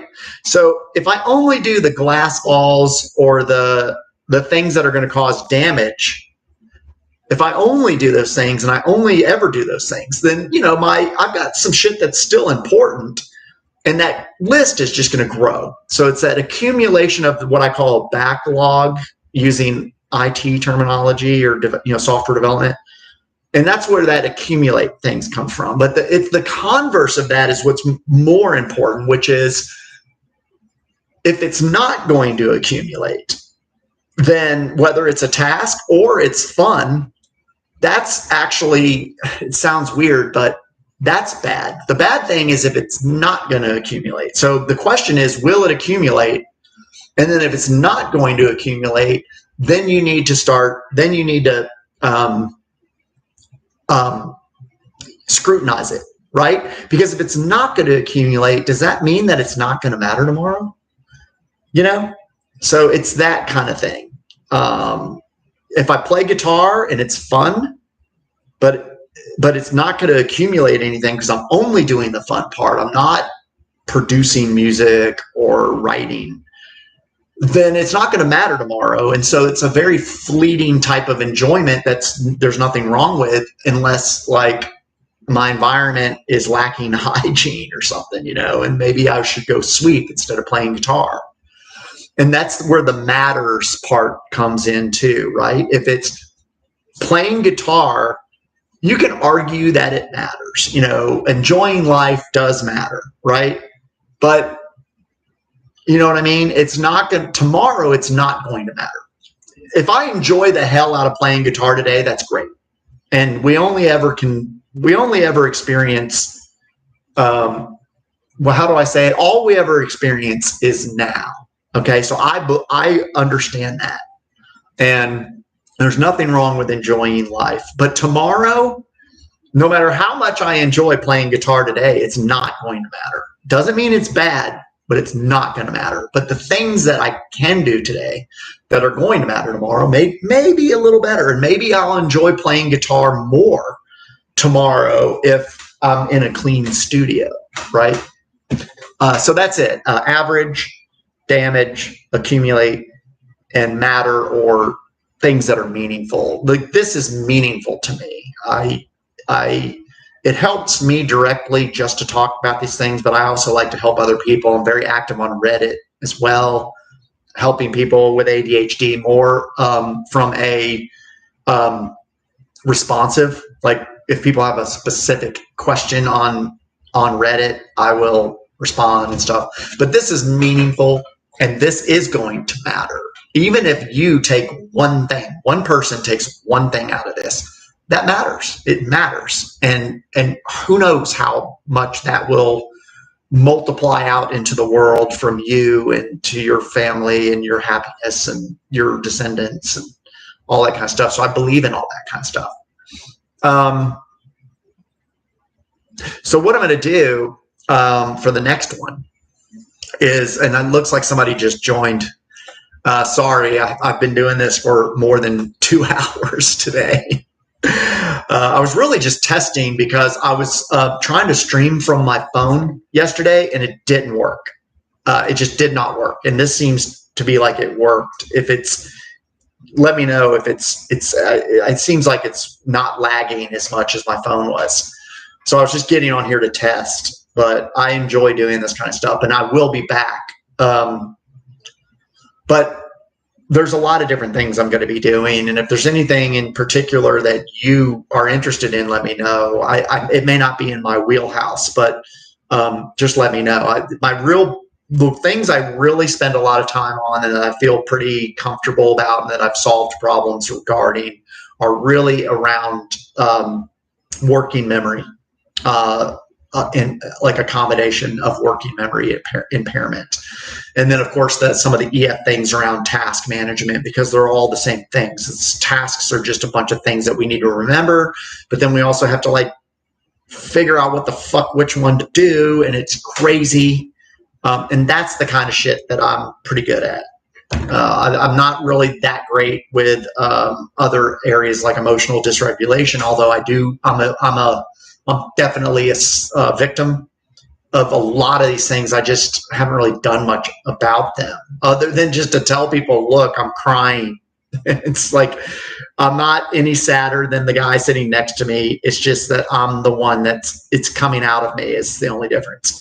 So, and like motivational things, some of the things I do, I think help with motivation because of things like feeling, I feel more motivated to do things when I feel like I've got a grip on stuff and, I don't feel like there's something else I need to be doing or somewhere else I need to be.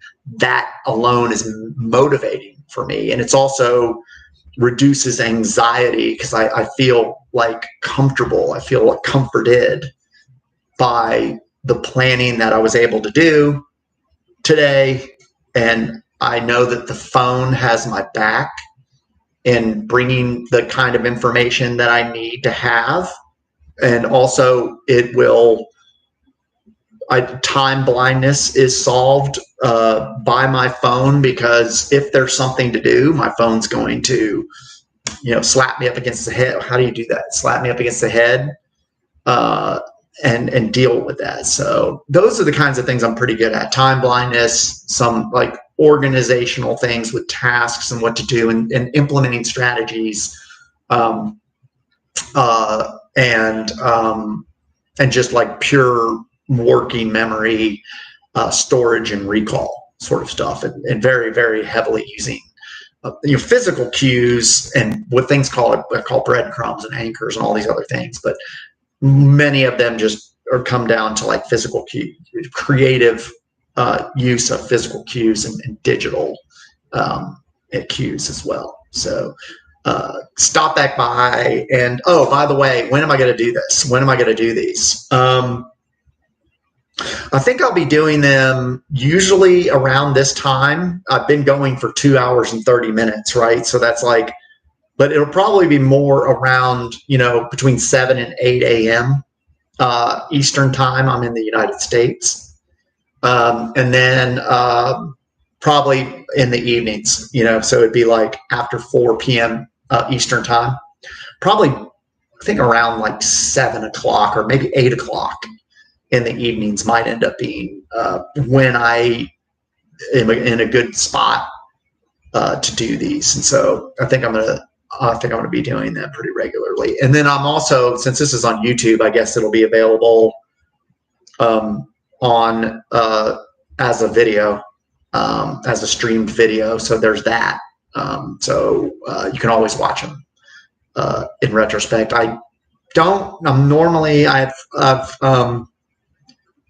Catherine has been able to comment, and I think it's because I said something like people who are, I think I said subscribers. So it's like anybody can comment or only subscribers can comment.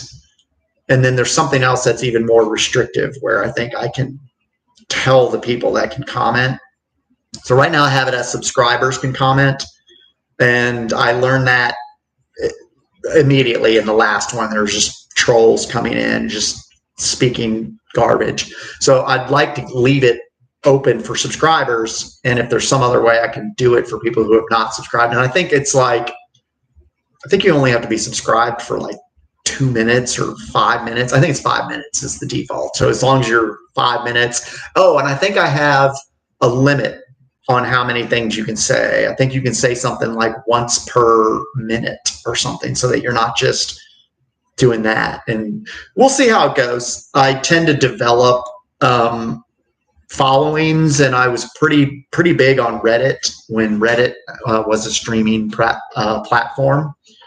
And so we'll see how things go. And we even have like code words for like how to get people to leave. We'll start talking about the Bible.